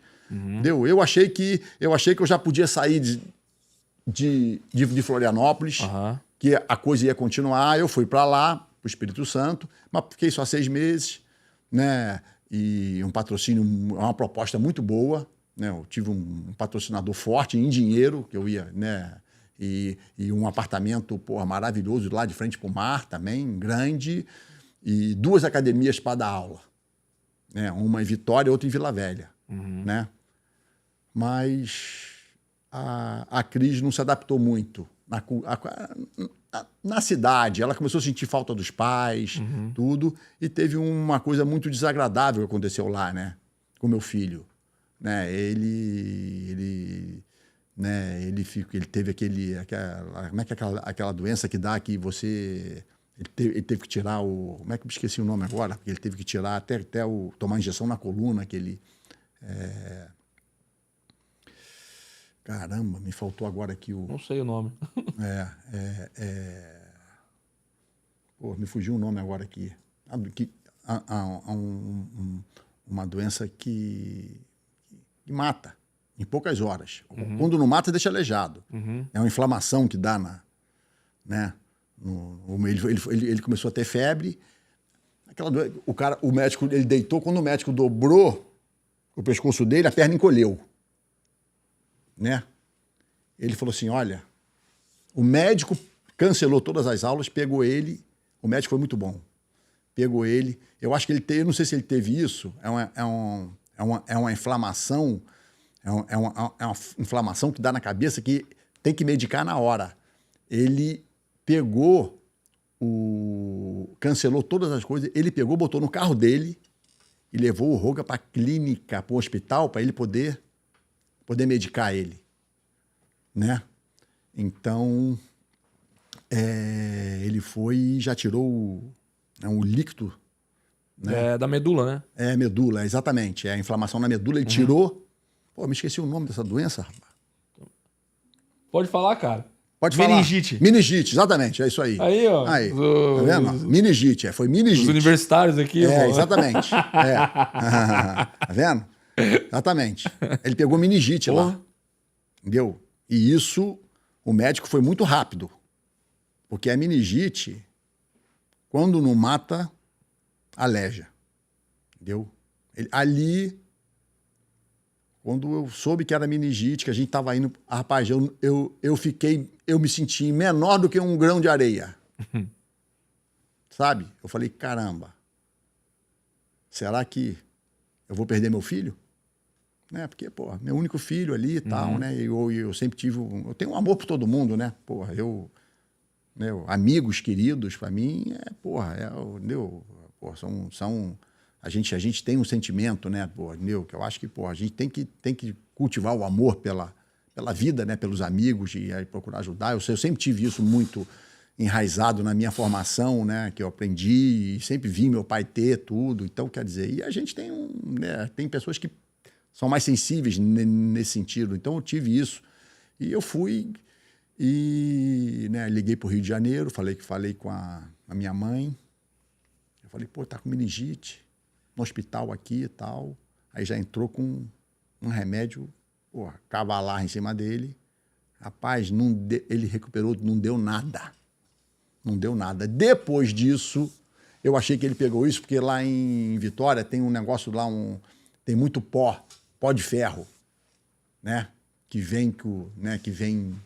Tem um pó que você passa a mão em cima, assim, ó, da casa, em cima das mesas, sai um pó de ferro. Eu achei que isso aí ajudou a causar isso, entendeu? Aí a Cris já estava querendo, já não estava gostando muito de lá, tudo, apesar de ser uma cidade bacana também, praias boas, e até uma cultura bacana, a população lá, o povo lá é legal também, tenho grandes amizades lá hoje também, tudo, mas eu achei que poderia ser por causa desse pó ou não. Mas aí a Cris estava também já em cima de mim, querendo voltar para o Rio de Janeiro. Antes de eu ir para os Estados Unidos, eu voltei e fiquei 7 anos no Rio. Ah, ficou 7 anos? É. Ah. Abri uma academia na Gávea, uma academia bacana, tudo, né? E, né? Só que eu abri a academia no 3º andar da Gávea, as mães tinham que subir 3 andares, foi um erro que eu cometi. Aí depois, né, o Clube Federal me fez uma proposta boa, que era no Leblon ali, um clube bacana, né? E um clube completo. Aí eu fui para lá, fiquei um tempo lá, e depois a Proforma, que era a melhor academia da Zona Sul, né, me fez uma proposta para mim ir para lá, né, botar o meu jiu-jitsu lá, tudo. Aí ali eu comecei a crescer, né? Aí depois fui para o Clube do Flamengo também, ali na Gávea, tudo. Comecei a ter uma clientela muito grande na Zona Sul, estava de volta, onde eu cresci, né, tudo. Né? Tinha muito aluno, muita criança. Aí já não era mais aquele esquema de muita aula particular, né? Era a galera daí. Galera né? mesmo, Dava aula particular. Às vezes eu ia os alunos particulares, eu falava só para quem eu ia na casa do aluno. Entendeu? Eu tinha alguns alunos privados que eu ia na casa deles dar aula. Eles montavam academia em casa só para mim ir lá dar aula. Eu tinha ali uns 3 ou 4, né? Que eram um suporte que complementava o meu ganho ali, né? Que eu tinha na academia. Então, quer dizer, né? Então, quer dizer, foi aí que eu... Um dia o Renzo foi lá visitar a minha academia, tudo. Minha academia tinha um tatame legal, mas a academia não era a minha sala não era Eu falei, Rio, que você não vai crescer até um certo ponto, cara. Aí ele conversou comigo, ele falou assim, cara, vem cá. Ele falou assim, pô, cara, tu tem que ir para os Estados Unidos. Um professor como você, com teu gabarito, com teu conhecimento, o jiu-jitsu está estourando nos Estados Unidos, né? Tudo. E ele fez minha cabeça, me convenceu, falou, não, eu te ajudo, cara. Eu ajudo a tirar o teu... E o Renzo já estava lá, né? Já estava lá. O Renzo estava com uma academia gigantesca lá, entendendo? Era uma fase que ele estava lutando. E eu viajava o mundo inteiro com ele também, né? Porra, entendeu? O Renzo sempre foi, né? Muito, eu e ele sempre fomos muito colados, né? Sempre que ele ia lutar, só se quando eu não podia que eu não ia, mas sempre me chamava porra, não, quero você do meu lado, porra, vem pra cá, tal, e, né, a gente era, porra, mais do que irmão, era, entendeu? Então, eu já estava viajando, já ia para Nova York, fui pro Japão 3, 4 vezes, fui para Abu Dhabi várias vezes, levando a galera, tudo. Todo mundo que ia lutar, ia nos eventos de luta, de MMA também, tudo lá, eu estava sempre junto deles, né? Então, para mim era assim, no que eu pudesse ajudar o jiu-jitsu e ajudar a minha família, entendendo? Eu queria estar ali, contribuir com isso, né? Então foi o, né? Aí foi o Renzo que te convenceu, não, mas te abriu a cabeça para ir para lá. Foi e tal, aí eu, né, eu arrumei eu falei, cara, mas eu arrumei um sócio e ele falou, não, vamos sim. Aí ele resolveu me abraçar isso, aí eu fui para esse sócio que me ajudou. Eu já tinha aberto uma academia com ele em 1987, 88, na Flórida. A primeira academia do estado da Flórida foi minha. Ó. Primeira academia da Flórida inteira foi aberta, foi minha com esse meu aluno. Foi meu aluno há 20 anos. Ó. Entendeu? Ele não tá nem... Foi o Gustavo, ele não tá nem vivo hoje, né? Ele faleceu já, mas... Né, ele era como se fosse assim, um irmão que eu tinha, tudo, e a gente sempre teve um relacionamento muito grande, né? Treinava comigo direto, tudo, era grandão, forte, né? Brigador, tal, entendeu? Não quer dizer, era um cara, né? Casca grossa, 100 quilos. Então eu fui com ele e ele falou, cara, vamos embora, tal. Eu dei um suporte para ele, eu ia e voltava, tal. Ele que ficou lá à frente, tudo, né? Mas aí ele teve problemas com o pai dele, de família. Ele falou, Rilho, eu vou ter que voltar pro Brasil. Aí ele acabou voltando pro Brasil e fechou a academia. Entendeu? Aí alguns alunos, quem estava lá treinando com ele era o Conan também, né, da American Top Team e tal. Ele acabou, falou, cara, toca isso aí, continua isso aí, tudo. Aí o Conan foi, né, começou com o negócio de MMA lá, tudo, fez o, né, aí começou o trabalho lá né, depois dele. Então, né, hoje tá uma febre aquilo lá, né, porra. Na Flórida virou academia para tudo quanto é lado, Miami também cresceu muito, tudo. Né? Então a gente, né, foi né? Aí depois é que eu voltei, né? Voltei né? Voltei para Flórida de novo com ele, né? Alguns anos depois, aí já tinha algumas academias, tudo, mas estava muito pequenininho o jiu-jitsu ainda, não estava muito grande, mas já estava começando a se difundir. Aí eu cheguei e a gente abriu uma academia, tudo, né? Mas aí ele estava... Ele era advogado, né? Tinha outras opções, né? Aí ele acabou me vendendo a parte dele. Falou, cara, eu vou, né? Paguei bem pela parte dele e tudo, né? A academia já tinha uns 40 alunos. Eu acabei comprando a parte dele, né? Ele tirar o investimento, tudo, ele tirou um lucro. Paguei, tipo assim, 3, 4 vezes o preço que ele investiu, né?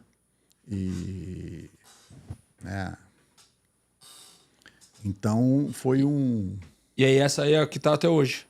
Essa que tá até hoje, entendeu? Aí eu comecei, era uma academia menor e depois a gente mudou para uma academia maior, aquela academia que, né, você conheceu lá.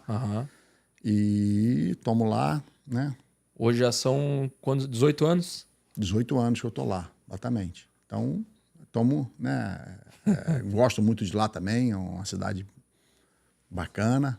É o tipo assim, um Rio de Janeiro que deu certo. Né? Muita praia, clima bom, clima tropical, tudo. Né? Então a gente, né? E tomo, né? Mas eu venho 4, 5 vezes por ano ao Brasil e eu nunca dei as costas pro Brasil. Eu quero continuar né? Eu acho que eu acredito nesse país. Tá entendendo? Eu acho que, né, precisa ser mais bem administrado. Né? É um país rico.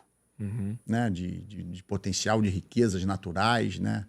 e tudo, né? Um país tropical e realmente eu acho que um dia, eu espero ainda nessa vida ver esse país chegar no patamar de ser um país realmente exemplo, né? Como a gente vê aqui, essa cidade de Brusque aqui, né? Como uma cidade, porra, né? Que a gente vê que as coisas, porra, funcionam Que tem como aqui. dar certo, né? Tem como fazer certo, A né? gente não vê mendigo, a gente não vê... Porra, a pessoa aqui pode...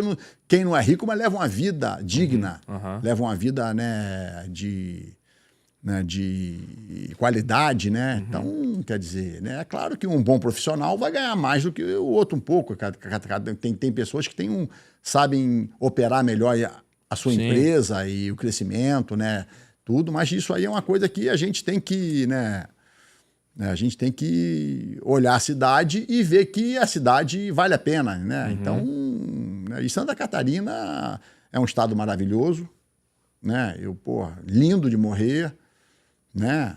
Tem cidades aqui que, dá gosto da gente chegar e ver a limpeza, o capricho das pessoas, né? Agora, a cidade começa a crescer muito, começa a ter alguns problemas, né? Normais, mas isso aí, tendo uma boa administração, a gente supera isso tudo. Sim. Então,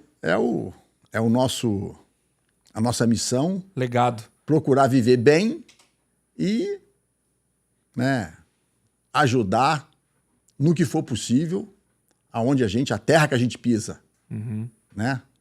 Então, estou pensando de repente aí, de repente quero vir mais para Santa Catarina, né? Tem muitos amigos aqui, tenho um carinho muito grande por esse estado, né? Mas quero continuar em Miami também, porque lá eu tô com uma base boa. Sim.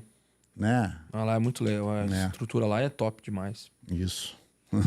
Ô, mestre, e qual que é o maior feito que você considera que você fez no jiu-jitsu até hoje?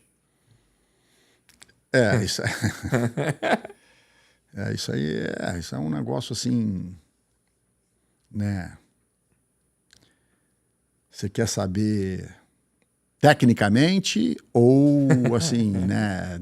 Como lutador ou como os dois eu professor, quero. Primeiro, né? como tecnicamente, como... Bom, eu não gosto muito de falar sobre isso, né? Mas chega uma hora que a gente também, eu não posso esconder, né, a minha trajetória, o meu, Sim. né? Não é um, eu jamais Bom, para começar, eu sou uma pessoa que eu nunca dei muita importância, muita, né, importância. Eu nunca quis ser uma pessoa preocupado muito com a opinião dos outros. O mais importante é o que eu acho de mim. Então, dentro do jiu-jitsu, eu sempre quis provar para mim quem eu sou e do que eu sou capaz, né? Porque você sabe que no mundo que a gente vive, por melhor que você seja, você vai ter sempre alguém te recriminando e vão ter pessoas querendo te derrubar. Isso aí a gente vê acontecer toda hora, né? Até Jesus foi traído, de que crucificado não vai ser eu que não vou ser. Então, quer dizer, a gente tem que... Então, eu nunca fiquei preocupado em ser famoso, em ser estrela, em ser melhor do que ninguém. Eu quero realmente saber do que eu sou capaz. Então, dentro do jiu-jitsu, tecnicamente falando, eu acho que o meu maior feito foi, né, lutei campeonatos. Na minha época, tinha muito poucos campeonatos, desde a faixa amarela até na faixa preta. Quase todos os campeonatos que tiveram eu participei, né? Eram poucos campeonatos, então o ranking do jiu-jitsu, né, lá atrás, não dava para a gente ver a gente avaliar em competições. Primeiro que tinha muito pouco. É muito diferente hoje, né? Muito pouco. Então o ranking do jiu-jitsu era o quê? Em lutas fechadas, né? E treinos fechados também. Entendeu?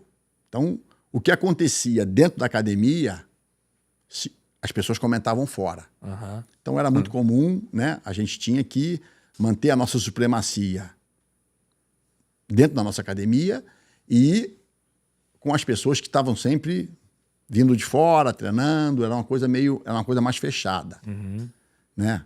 Então, quer dizer, isso aí, por um lado, é bom, porque a gente tinha que sempre se manter na ponta dos cascos, Sim.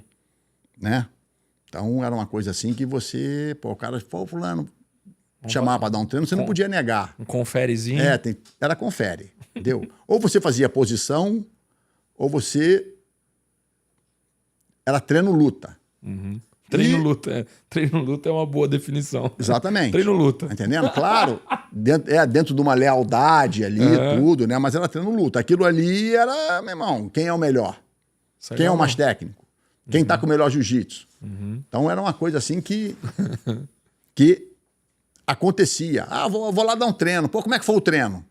Conforme for, quem estivesse vendo aquilo já estava comentando na praia. No outro dia. Pô, fulano deu um treino com um cara lá. Pô, meu irmão, pegou o cara 3 vezes. Pô, o outro passou, fez aquilo. Então tinha esse, é mesmo, tal. Tinha aquele, tinha esse disse-me-disse. Né? Que é normal, é uma coisa que as pessoas comentam, pô. Entendeu? Você é visto como um ídolo, as pessoas vão falar tudo que você fez e que você não fez. Entendendo? Então, o que acontece? Nesse período, desde que eu peguei a faixa preta, né? Eu vou tirar aí 4 pessoas que eu considero assim como que foi os meus professores, né? Meu pai, ele pode me dar o braço que eu não pego. Meu tio Hélio, que treinei muito com ele realmente foi um dos meus professores também, né? Vamos treinar, tem vários treinos com ele, mas, pô, se eu puder pegar, eu não vou pegar. Porque, pô, a gente tem que respeitar aí a hierarquia, né? E, pô, o mestre ali, tudo, não é porque ele tem 30, 40 anos mais velho que eu vou tirar proveito disso, né? O Hollis, que, né, eu tava beirando a faixa marrom e ele faleceu, era o cara que, né, foi dentro do tatame ali, como professor, foi o meu espelho, né? E foi o melhor que eu já vi treinando, tecnicamente, né? Onde eu me espelhei muito, né? Tecnicamente, foi o cara que eu mais vi qualidades ali técnicas, né? E o Rickson, que dispensa comentários também, que foi dentro, como lutador, foi um lutador fabuloso também, entendendo? E eu era faixa azul, ele já era faixa preta. Então, entendendo? Esses 4 eu vou tirar fora. Mas tirando eles, eu fiquei 31 anos na faixa preta, nunca fui finalizado por ninguém. Acabou. Em treino. 31 e anos. E nem em competição. Então, eu consegui provar para mim, que sou uma pessoa que nunca fui uma pessoa forte, eu consegui provar para mim que essa arte é boa. Que funciona. E funciona. Entendeu? Então, claro que eu me dedicava, eu fazia preparação física, eu sempre me mantive ativo, né?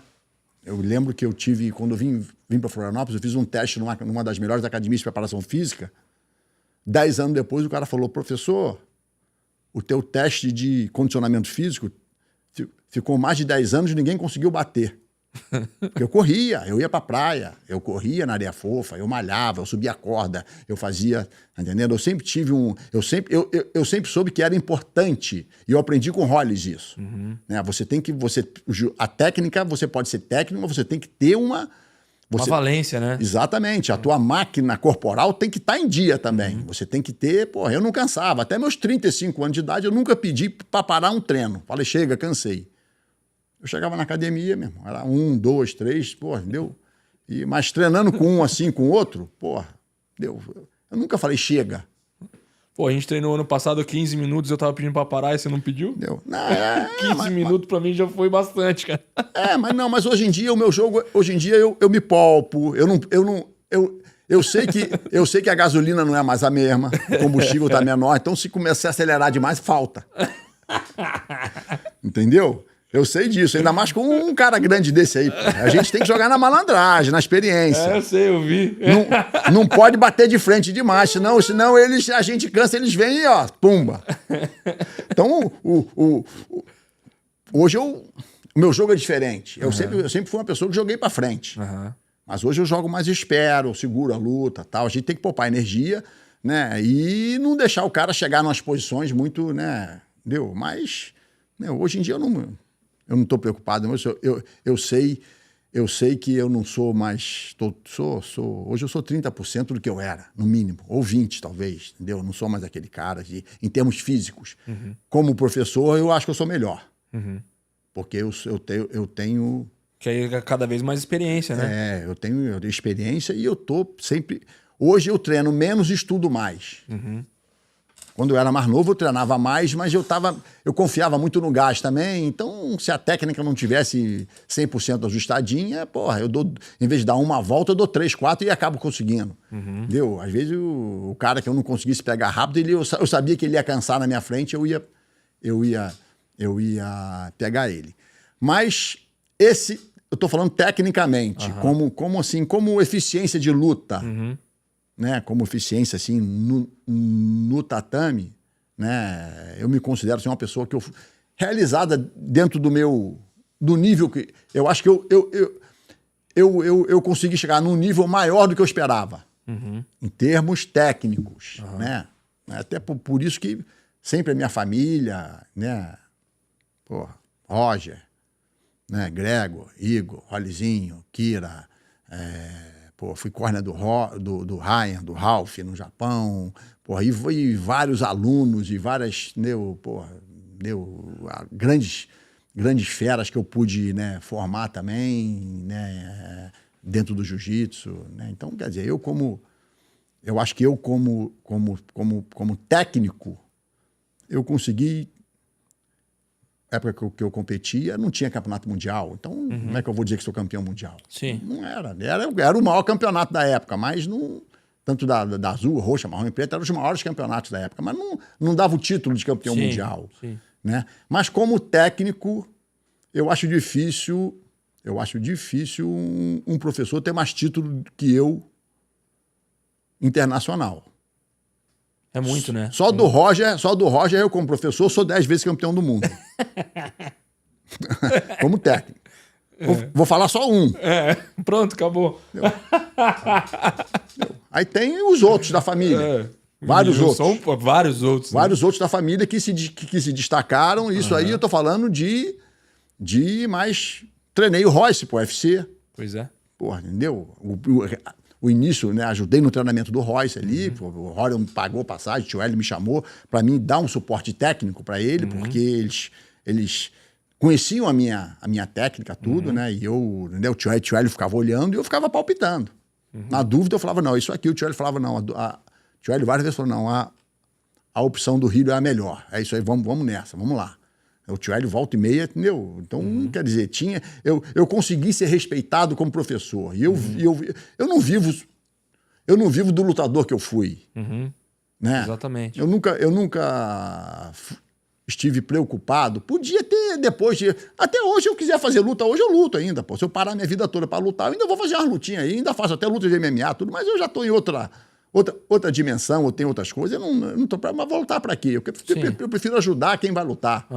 Né? Fica mais, né? Eu não tenho essa vaidade de querer puxar para mim o holofote para mim mais, né? Então, quer dizer, o meu objetivo foi realmente ser reconhecido como um bom professor, né? Então, tanto no MMA, porra, eu conheço aí, sei lá, devo ter passado já por uns 20 países ao longo da minha trajetória, né? Como experiência, né? Então, quer dizer, eu me sinto feliz das pessoas gostarem da minha presença, me chamarem, né? Porra, entendeu? Ô, mas dos caras que você... Eu falo você porque você é um cara jovem, né? Claro, senhor é estranho não me chama de senhor, não. Pô, você... Agora toda... O senhor vai lutar também, ele me bate, não dá pra chamar de senhor. Todo canto que eu vou, o senhor, eu falo, puxa eu não consigo chamar de senhor. Desculpa aí, mas não dá. Mas dos caras que você treinou, você lembra de um que se destaca como muito dedicado ao extremo?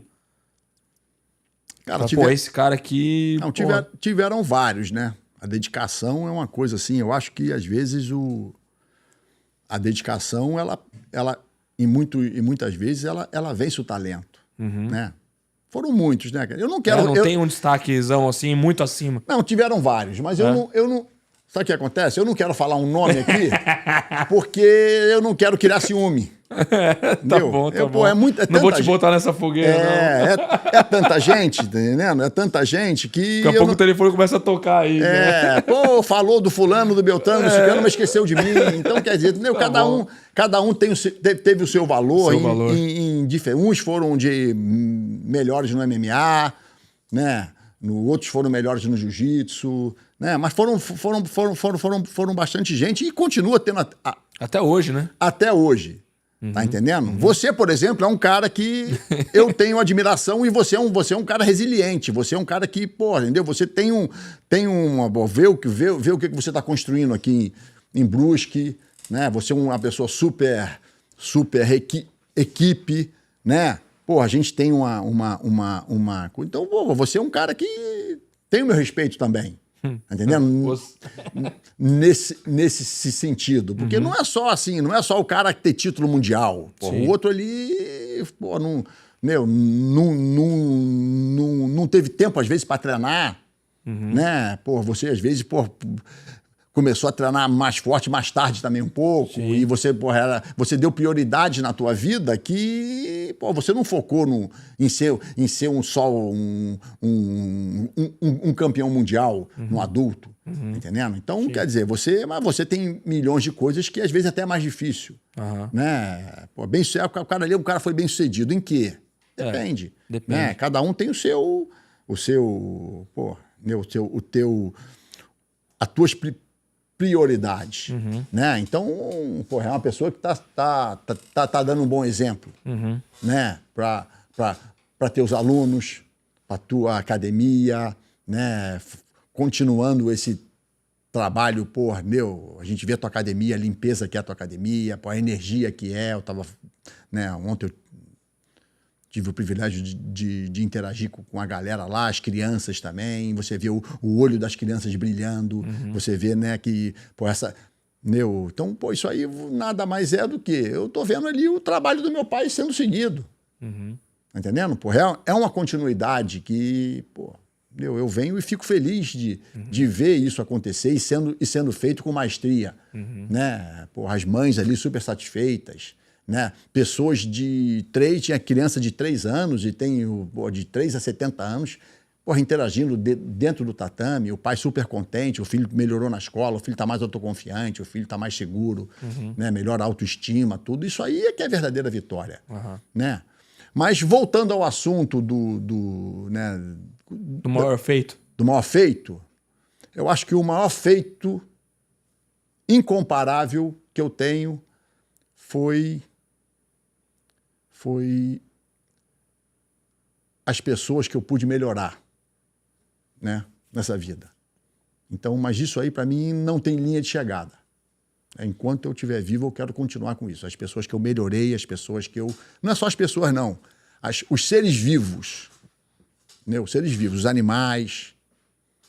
Né? Eu tenho vários animais lá no meu sítio em Teresópolis. Cachorro que eu estava na estrada, eu vi o cachorro, porra, deitado, não conseguia ficar em pé, eu botei no carro e está lá vivendo agora.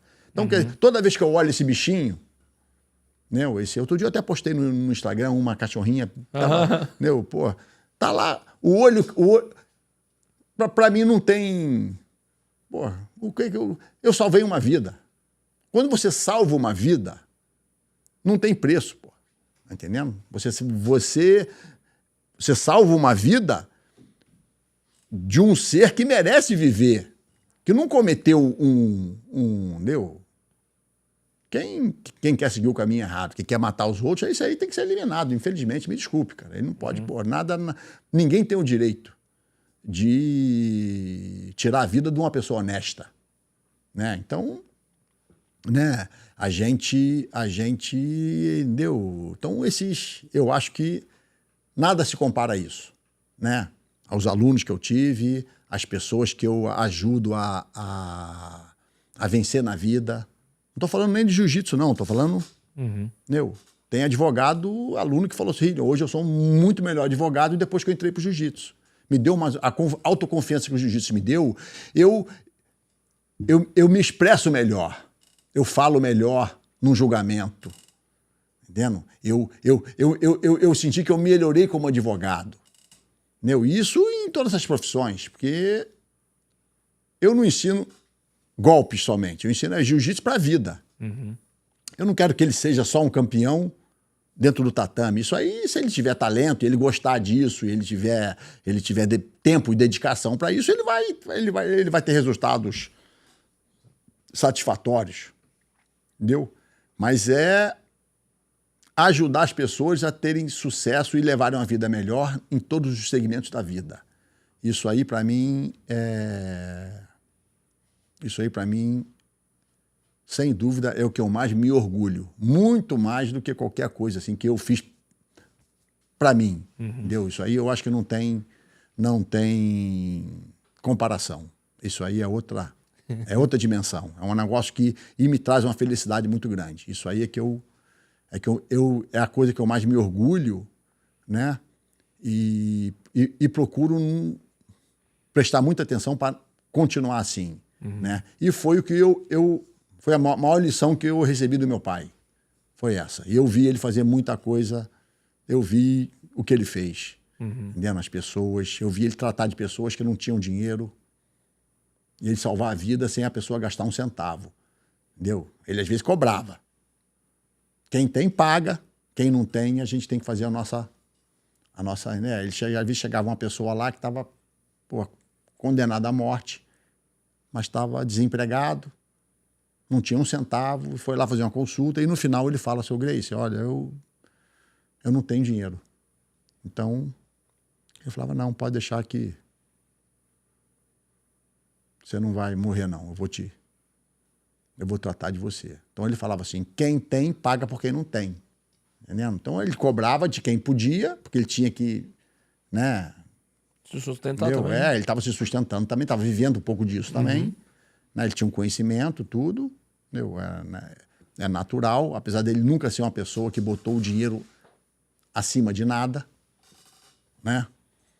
E na nossa casa lá de Teresópolis tinha uma árvore de eucalipto grande, né? E a companhia de luz foi lá perguntou para ele quanto é que ele queria para eles deixarem cortar, porque talvez inventaram uma história lá dizendo que poderia cair, não sei aonde. Ele falou, olha, diz lá pro teu diretor, lá pro teu patrão lá, que a empresa de vocês não tem dinheiro para cortar essa árvore.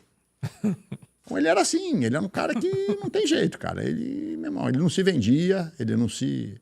Entendeu? Ele era um cara que ele tinha uma integridade muito grande, né? Um dos problemas que ele teve também, o dono da Globo foi aluno dele, pô, entendeu? Ajudou na difusão do jiu-jitsu também, tudo no Brasil, Roberto Marinho, tudo, mas, entendeu? Quando quis espremer ele muito, ele rompeu. Não pode mais dar entrevista. Ele falou, não, vou dar entrevista para quem me procurar. Então não te boto nunca mais no Globo. Ele falou, tá bom. Então não bota. Aí criou e o Globo passou realmente muitos anos perseguindo ele. Né? Olha aí. Deu. Mas depois parou, mas foi uma coisa assim, porque, porra, ele não pode... Que é isso? Sim. Como é que a Manchete vai me procurar e eu não vou dar entrevista porque o outro não deixa? É isso, não pode ser assim na vida. Porque eu tenho interesse, porque o outro me convém mais. Então ele era... Entendeu? Ele tinha princípios, né? Princípios que o dinheiro não comprava. Tanto que ele foi subordinado para mudar o nome da Academia Gracie de Jiu-Jitsu para Academia Gracie de Judô, lá atrás, né? Pelos japoneses. Eles não queriam que o jiu-jitsu... Eles viram o seguinte, pô, esses caras estão fanáticos pelo jiu-jitsu. Muita gente roeu a corda lá atrás. Entendeu? Ele não. Ele se manteve leal ali, fiel, e acreditou no projeto dele. A estrada ia ser mais longa? Ia. Entendeu? De repente, momentaneamente, ele ia ganhar mais se ele seguisse ali né, as propostas que ele recebeu, mas ele se manteve fiel. Então a gente observa tudo isso. Claro. Então isso aí são lições que a gente vai aprendendo, né, com o decorrer da vida, né? Só que tem muitos que viram isso e não conseguem seguir. Porque não é você seguir o caminho certo, é você ter capacidade de seguir. Entendendo? É você saber o seguinte, olha, eu tenho que fazer uma dieta agora para emagrecer, para melhorar a minha saúde, mas tá bom, a pessoa quer, mas se a pessoa não tiver força de vontade para isso, não vai conseguir. Sim. Entendeu? É você tá usando um tipo de droga e você saber o seguinte, que aquilo ali vai te matar, mas você não tem força para sair daquele problema ali. Você quer. Então, entendeu? Tudo você tem que ter... Pô, tem pessoas que querem fazer certas coisas, mas não conseguem. Aquilo ali, o vício, ou né, é mais forte que ela. E a pessoa às vezes sabe disso. O que acontece no mundo aí, pô. Tem pessoas que sabem que o mal que faz a droga, mas não conseguem largar. Não tem força para largar, né? E às vezes é mais difícil do que você vencer um campeonato. Entendeu? Você não é vencer os outros, a gente tem que vencer nós mesmos. Entendeu? Você tem que... É mais difícil vencer a gente do que vencer do que você ir lá e ganhar Se você for bem dotado, treinar, for uma pessoa habilidosa, você se torna um campeão. Entendeu? Porque você tem qualidade. Entendeu? É que nem um jogador de futebol que tem talento para brincar com a bola, ele vai fazer gol, ele vai... Entendeu? Mas às vezes passa uma imagem ruim. Aí daqui a pouco, porra, meu irmão, o cara é um craque, mas, pô, como ser humano é um lixo. Entendeu? Então, o principal é ser um bom ser humano. Porra, a gente luta para ser um exemplo de vida. Não ser só um exemplo como desportista. A gente tem que... Foi isso que... Esses ensinamentos, eu agradeço a Deus por ter tido um pai para me ensinar isso. Mas não foram todos os meus irmãos que aprenderam isso. Infelizmente, ué.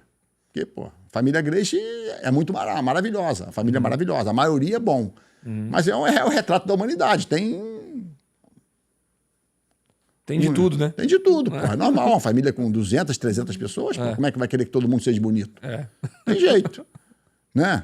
Então tem seus problemas também, é normal. Mas enquanto tiver ali, meu irmão, entendeu? As pessoas que seguem, que procuram, né, seguir esse legado, porque é um legado. Sim. Entendeu? O nome Gracie hoje, para mim, não é mais não é um sobrenome de família mais. Entendeu? Não é mais um nome, só um sobrenome. É um estilo de vida. É um nome. O meu pai implantou um nome que quem conhece a história do jiu-jitsu, ele implantou um nome em cima do nome, ligado ao nome Gracie, é um estilo de vida. É uma filosofia de vida. Entendeu? Então, para você estar nesse legado, você não precisa ser Gracie. É que adianta você ter teu sobrenome e fazer tudo errado. Entendeu? Tem gente que às vezes tem um sobrenome e faz errado, e o outro não tem e, porra, é muito mais enraizado nesse legado do que o outro. E aí? Então, a gente tem que saber diferenciar o joio do trigo. Né? Pô, meu pai não difundiu um nome, ele difundiu um estilo de vida, uma filosofia de vida.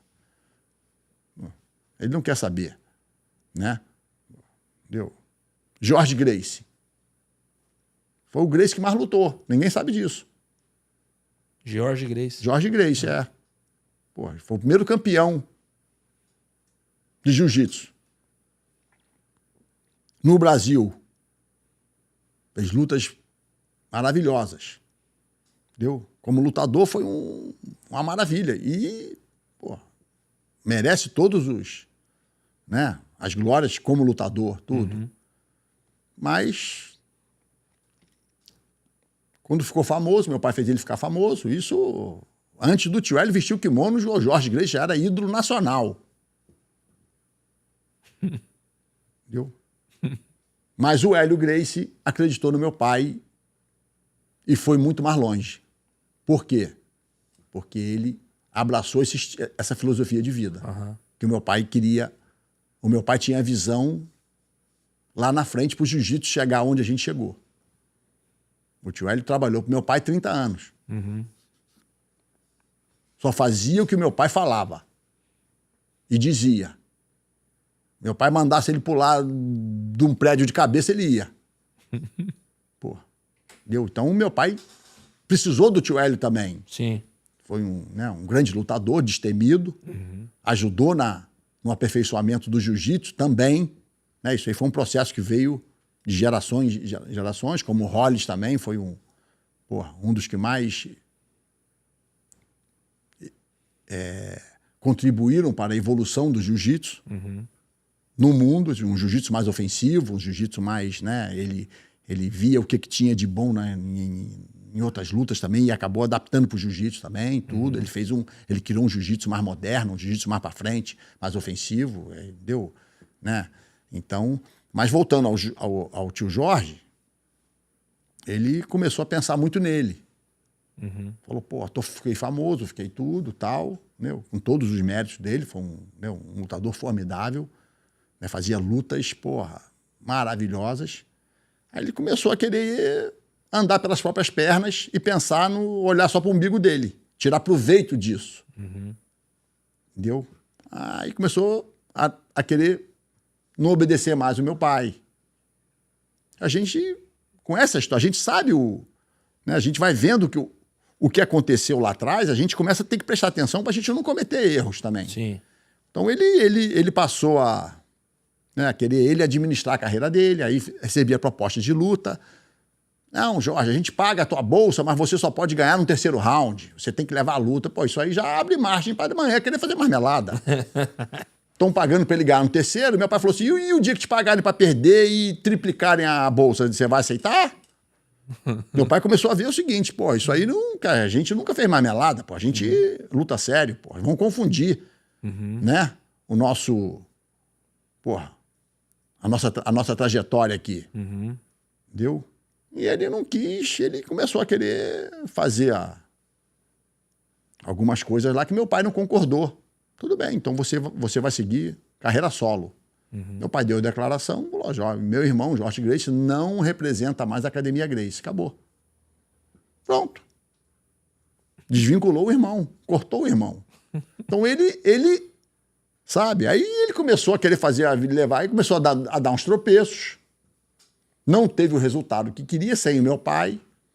Começou a perder umas lutinhas, começou a dar, passou a não manter mais a invencibilidade que estava até com meu pai, né? Aí viu que, puxa vida, aí resolveu, pediu para voltar. E meu pai, como um bom irmão, falou, tudo bem, pô, você pode voltar, eu te aceito de volta, mas dessa maneira. E ficaram grandes amigos, tudo, e ele também, aí o tio Jorge começou a viajar, veio para São Paulo, foi para Pernambuco também, começou e ajudou na difusão do jiu-jitsu, né? Foi um grande expoente do jiu-jitsu também, sem dúvida, né? Fez lutas memoráveis, né? Mas teve que tomar um puxão de orelha. Então, seguinte, dessa maneira você, pô, viu? E meu pai falou, olha, infelizmente eu vou ter que treinar alguns alunos para te ganhar. Entendeu? E aconteceu. Tá entendendo? Ele chegou a lutar com um representante da Academia Gracie e quem tava na bandeira dos Gracie não era um Gracie, contra o Gracie. Então aconteceu. Entendendo? Então o que acontece? Era essa visão que meu pai tinha naquela época, era uma coisa assim, parecia que era uma coisa assim parecia que ele tinha ele tinha uma espiritualidade muito grande. Ele conversava com, sei lá, meu irmão, achava que ele conversava até com Deus, pô. Ele ficava, ele pedia essa inspiração divina para ajudar ele, porque a gente erra, às vezes a gente quer fazer a coisa certa, mas a gente pode, às vezes, ter uns percalços, né, de trajetória, errar tudo, como ele também ele não acertou tudo na vida, ele teve momentos que ele recuou e se consertou. Ele cometeu alguns errozinhos também. Desde que ele começou, desde garoto ali tudo. Ele não nasceu perfeito. Ele foi aprendendo com o tempo. E eu tive a felicidade de já pegar ele lá na frente. Ele jamais... com menos defeitos, né? E mais purificado. Então, eu tirei proveito disso. E baita proveito. Ô, Messi, antes da gente encerrar, né? Da mesma forma que seu pai lá atrás enxergou o jiu-jitsu muito lá na frente, como você vê o jiu-jitsu daqui uns 50 anos, 100 anos? Bom, o jiu-jitsu hoje está no mundo inteiro, né? Eu vi lá uma estatística que é a maior arte marcial praticada no mundo. A mais praticada no mundo. Eu não sei dizer se realmente é ou se não é, né? Isso aí a gente tem que... É notícia, né? É, notícia e tal. Entendeu? Acredito que pode ser ou não. Mas eu vejo muito mais academia de jiu-jitsu aberta na rua do que qualquer outra luta. Entendeu? Isso é fato, né? Então, então a gente vai, né, tirando isso como, né, como referência. Como referência e tal. Mas tudo que cresce demais tende o quê? A ter seus problemas também. Né? Tem as pessoas que querem tirar proveito de uma maneira errada da arte. Como tem pessoas que eles vão seguir ali o caminho, né, honesto, né, a vida inteira. Então, mas eu acho que não para nunca de crescer. Eu acho que eu vejo o crescimento do jiu-jitsu, eu acho que daqui a 10 anos vai ter o dobro de academias, o triplo de praticantes no mundo inteiro. 10 anos, não vou nem falar de 50. Porra. Entendeu? Então, eu acho que porque é uma coisa que cativa, cara, as pessoas, né? O jiu-jitsu é a única arte marcial onde você se defende de uma agressão sem ferir o agressor. Você não precisa machucar a pessoa. Todas as artes marciais são boas, né? Mas no boxe você aprende a socar. O cara te dá um soco, você defende o soco e dá outro nele. O jiu-jitsu não. O jiu-jitsu você se defende de um soco e ele te dá recurso de você imobilizar essa pessoa, né? Imobilizar ela, fazer ela se render sem precisar... Sem se machucar, se não quiser. Exatamente, sem precisar provocar danos físicos. Por isso que é uma luta muito procurada pela polícia. Porque, às vezes, eles têm que se resolver o problema, mas às vezes eles não querem, né? Claro, se a pessoa vier armada, dando tiro, tudo, aí não tem jeito. Você tem que... Mas a pessoa, às vezes, tem pessoas que cometem desatinos e não estão com armas de fogo na mão. Então, o policial ele tem que enquadrar essa pessoa, mas preservando a vida dela. Né? Não está com arma, você não precisa matar ela. Você vai, imobiliza. E o jiu-jitsu te dá essa condição de você imobilizar uma pessoa. E pior que vai acontecer é botar para dar um estrangulamento, botar para a pessoa tirar uma soneca. Quando ela acordar, ela já está algemada, com o braço para trás, não bate mais em ninguém. A valentia acaba. Né? Então, é uma luta pacífica. Foi isso que o meu pai viu. É uma luta pacífica. E quando a gente lutava, ele falava, olha, se puder, ganha sem machucar o adversário. Né? Eu fiz uma luta, voltando a falar aquele dos maiores feitos, teve um episódiozinho aqui que isso aí é uma coisa que marcou na minha vida. Né? Eu estava lá no UFC, fazendo parte lá, treinando o Royce, tudo, o Royce ia lutar no outro dia, e chegou no hotel lá do evento, acho que foi o UFC número 3 ou 4. Chegou no evento lá, um valentão lá na portaria do prédio, onde estava todo mundo hospedado e tal. E ele chegou lá e... quem é o dono do UFC aí e tal? E chamaram o Rorion para conversar com ele. Ele falou assim, olha, eu vim de Nova York, eu tô aqui. eu quero que você arrume alguma pessoa a me testar, porque eu quero lutar o próximo evento. O cara chegou no hotel, onde estavam todos os lutadores hospedados, todo mundo, treinadores, tudo. Ia ter o UFC 3 ou o UFC 4, não sei qual foi o desses. E aí o Rory falou, pô, mas pô, você quer lutar com quem? Qualquer um. Não importa o tamanho, o peso, a modalidade, eu luto com qualquer um que você mandar aqui. Eu quero que você veja eu lutar hoje aqui. Ou amanhã de manhã. O Rory viu a disposição do cara e falou, peraí, mesmo. A gente estava fazendo uma musculaçãozinha lá, né? O Royce já estava descansando para lutar no outro dia. A gente estava fazendo uma musculaçãozinha lá, o Rory chegou, olhando assim e tal, falou, ó, rapaziada, a gente lá da família, todo mundo, vários alunos, rapaziada, chegou um cara aí, ó, na portaria ali, falou que pega qualquer um, que quer lutar, que faz, acontece, porra. Eu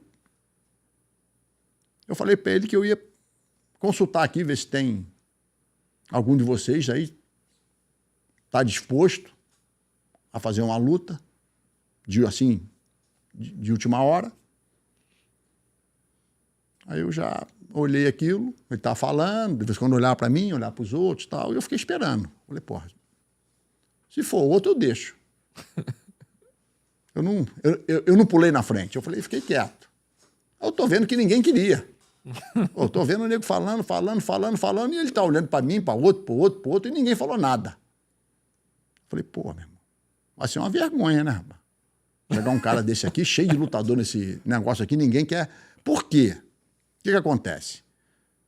Ninguém sabia quem era o cara, ninguém sabia o peso do cara, o que o cara fazia. Pô, você vai entrar numa sala para brigar com um desconhecido. No escuro mesmo, né? O cara pode ter 60 quilos ou pode ter 160. Então, pô, meu irmão, o cara tem que acreditar nele, primeiramente. E não é todo mundo que quer. Entendeu? Não é todo mundo que... Meu irmão, tem um cara aí que quer brigar com qualquer um. Quer ir? Aí ver foto. O nego quer ver foto, quer ver vídeo, vai estudar o cara, vai ver se dá pra ele. Muita gente faz isso. Então, eu tô quieto. Quando eu vi que ninguém quis, ninguém aceitou, ninguém se pronunciou, eu falei, cara, eu vou meter as caras nessa porra. Aí ficou aquele silêncio, ele falando, eu falei, pô, ele vai embora, vai dizer pro cara que não tem briga não, vai embora pra casa, que isso aqui não é palhaçada, tal, ele vai dar uma desculpa lá. Aí eu levantei o dedo e falei assim, ó, eu faço com ele. Aí ele olhou pra mim, faz mesmo? Eu falei, faço. Ah, então peraí. Aí voltou correndo lá. Aí o nego já começou a me olhar. O nego olhava pra um lado, pro outro. O nego já ficou me olhando, né? Eu olhava pra eles. Falei, ué, vocês correram, gente? Pô, brigar com desconhecido me desculpe, tem que ter culhão. Tem que acreditar muito. Porque, pô, meu irmão, ali foi a maior prova que eu tive de que o jiu-jitsu me deu condições para mim lutar contra qualquer um, independente de tamanho, do que for. E naquela época, eu acreditava muito em mim. Eu acho que eu achava que eu era melhor até do que eu era. Já ajuda bem, né? Eu era um gato, mas eu olhava no espelho e me via um leão. Então, aí ele voltou. O cara falou que tá fechado. Aí ele olhou pra mim e falou assim, mas você quer fazer hoje ou quer fazer amanhã 10 horas da manhã? Eu olhei pra ele e falei assim, amanhã você arruma outro. É agora. Pô, eu vou dormir pra lutar com quem nunca me fez mal? Pô, entendendo? É agora. Aí, então, peraí. Aí voltou, falou, não, o cara falou que tá fechado. Aí foi todo mundo. Tava o John McCartney, tava o juiz lá, né, do UFC, tava o sócio do Rory, tava a galera toda, tava o tio Hélio, tava o Royce, tava os filhos do Rory, tava... E uma porção de gente lá, ficou lá umas 20, 30 pessoas, fizeram cercado num salão grande onde não tinha mesa, no tapete. Tapete? Né? E eu entrei, aí eu fui lá, botei uma botinha de wrestling que eu tinha, né? Que é pra escorregar menos, o pé não ficar no tapete. Eu tenho minhas malandragens também. Botei uma joelheirazinha, tal, e comecei a alongar, aquecer, e ficava olhando pra porta assim, eu falava assim... Pode ser que venha um brutamonte. Quem será que vai entrar nessa porta aí, rapaz? Ai, caralho. Mas, graças ao jiu-jitsu e a Deus, primeiramente a Deus, porque quando Deus não quer, nada dá certo. E ao jiu-jitsu, deu tudo certo, eu consegui, né? Era grande ou era normal, o cara? Não, tinha uns 15 quilos a mais que eu só. Eu falei, pô, ainda bem que não é nenhum... Era maior, mas não era também tão maior, entendeu? É que chega um cara 50 quilos a mais. Eu até admirei a valentia do cara. Eu falei assim, pô, o cara pra chegar num hotel, meu, onde só tem lutador. No mínimo louco, né? Pra fazer um lutador profissional e querer brigar com qualquer um também, eu admirei o cara. Mas era um maluco suicida. Um aventureiro. Ele não tinha consciência exatamente, tá entendendo? Não sabia onde é que tava pisando. Não sabia. E o que acontece? O impacto do jiu-jitsu que estava tendo na América surtou muita gente. Teve pessoas que não aceitaram, se sentiram, que esses brasileiros chegaram aqui no maior país do mundo e estão batendo em todo mundo, estão ganhando todo mundo. Entendeu? Isso aí é uma coisa que mexe, né? Sim. Mexe com as pessoas, né? Até fica uma coisa até meio de patriotismo também, né? Então teve gente que não aceitava. O que aconteceu no Japão, né? Tal, e Estados Unidos, lugares onde a arte marcial era, sempre foi, né? Praticada demais, né? Então, Hollywood, cinema também sempre teve essa ênfase, né? De coisa. Então, eu fui... No começo, o cara já entrou logo para me dar um chute na cara, estalou aqui no meu braço. Aí eu falei, fui chegando, né? E numa dessa aí que ele falou, a hora que ele chutar de novo, eu vou entrar. Eu esperei. Eu também estava atento, né? Eu falei, não sei o que vem. Aí dei um quedão nele, aí depois que foi pro chão, eu segurei bem ele e tal. Primeiro fui no braço. O braço dele era muito flexível, eu estiquei o braço, ele ficava chutando minha cara aqui assim, eu não conseguia... O cara no braço, assim, ele chutava assim, ó, pro lado. Mas eu larguei, fui pra cima, aí eu forcei ele a virar de costas, aí fui no pescoço, aí não teve jeito. Aí tinha uns que berravam pra mim, uns falavam no meio da briga, mandavam tira sangue, não sei o que lá. E o tio Hélio falou, não, ganha na técnica. Aí eu fui, estrangulei, dei um apertozinho um pouquinho mais, só pra ele sentir a pressão. Entendeu? Um pouquinho mais. Não larguei no tapinha que ele deu, não. Deixei ele dar uns 10 tapinhas pra ele se Ele me deixou... Pela ousadia, né? Ele me deixou adrenalizado. 10 tapinhas pela ousadia, né? Aí, mas depois, abracei o cara, respeitei, foi um cara valente e tudo, mas... Aí ele teve consciência do que realmente ele sentiu na pele o poder de fogo de um jiu-jitsu técnico, de um jiu-jitsu, né? Não precisou machucar ele nem nada, entendeu? Então, isso aí foi isso aí foi uma, né? Eu acho que foi eu vi o poder do jiu-jitsu, né? De você realmente, né? Porque eu não conhecia o cara, eu não sabia quem ele era, é claro que foi uma demonstração de coragem tudo, mas consciente, né? E eu vi ali que foi um prêmio que o jiu-jitsu me deu, aquilo ali, né? Eu falei, aquele momento ali valeu por todos os minutos que eu treinei na minha vida, desde que eu nasci. Foi o maior prêmio que o jiu-jitsu pôde me dar. Eu me propus a lutar com uma pessoa que eu não sabia quem era, o que poderia vir. Entendeu? Então, e teve muita gente boa que não quis ir, que ficou meio inseguro. E eu botei na reta ali, graças a Deus, deu tudo certo. E, né, na época foi bem comentado, saiu, né, em algumas coisas assim, tal, foi uma coisa que me deu também um negócio tal, mas não foi para me mostrar para ninguém. Aquilo ali foi eu comigo mesmo.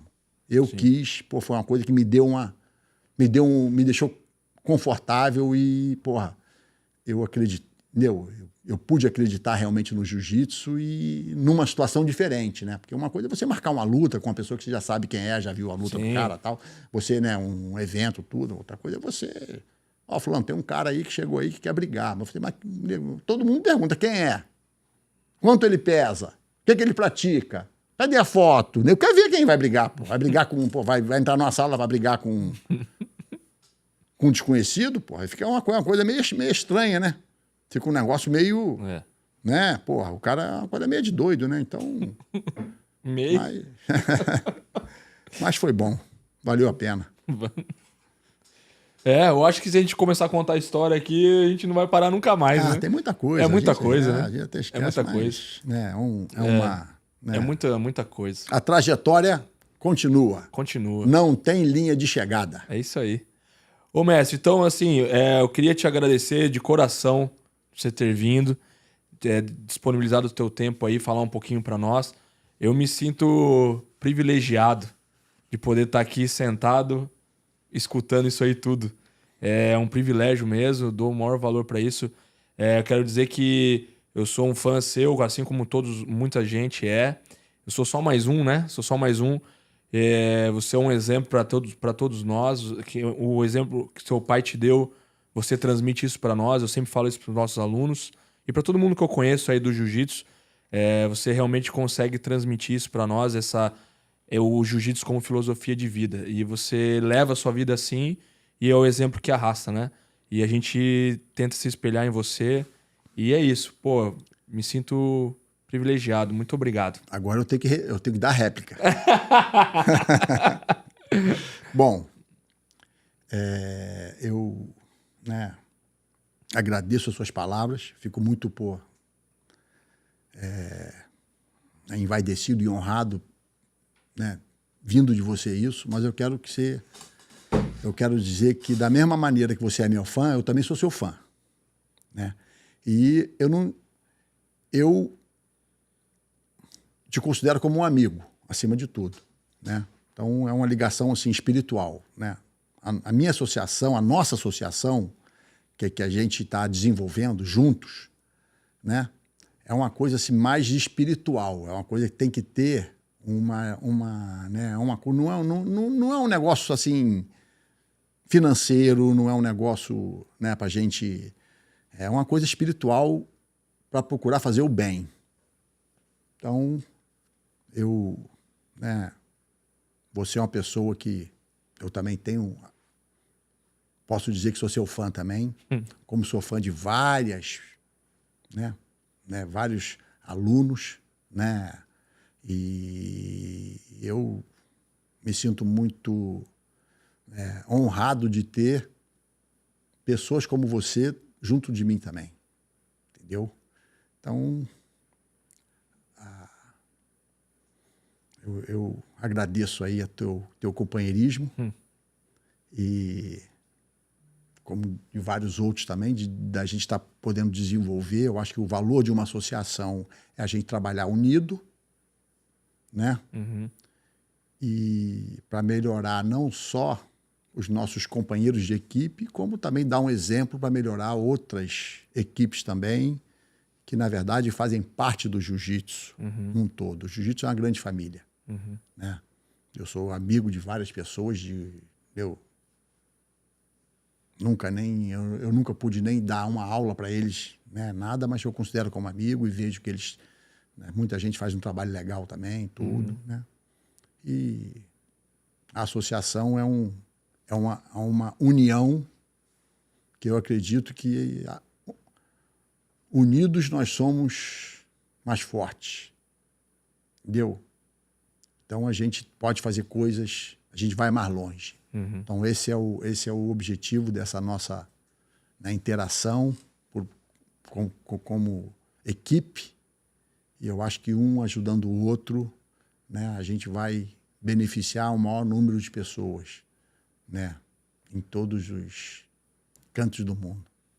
Eu que agradeço. Obrigado aí mais uma vez. Me sinto muito orgulhoso de estar aqui com você, estar aqui em Brusque, entendeu?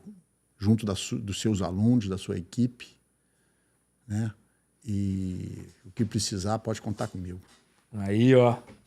Obrigado, mestre. Valeu. Então, galera, Trajetória BJJ, episódio 32, grande mestre Hillion Gracie. Até a próxima. Foi. Vamos. O Trajetória BJJ é um podcast para você, patrocinador, alavancar a sua marca. Eu vou te mostrar por quê. Nós sabemos o quanto o jiu-jitsu influencia e transforma a vida das pessoas. E esse podcast tem o intuito de trazer a trajetória das pessoas dentro do jiu-jitsu, sendo elas atletas ou não. Apesar de recente, o Trajetória BJJ conseguiu trazer grandes nomes do jiu-jitsu mundial. Nós tivemos aqui a presença de Fepa Lopes, Gregor Gracie, Henrique Secone, entre outros nomes. Com isso, nós tivemos mais de 200 mil visualizações no Instagram e também mais de 86 mil contas alcançadas. Ficou interessado? Entre em contato e faça parte desse projeto.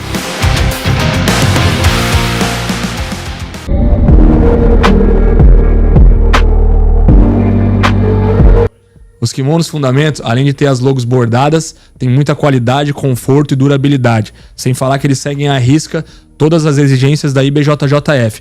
Aproveita o cupom de desconto, muito mais trajetória, durante o episódio ao vivo. Os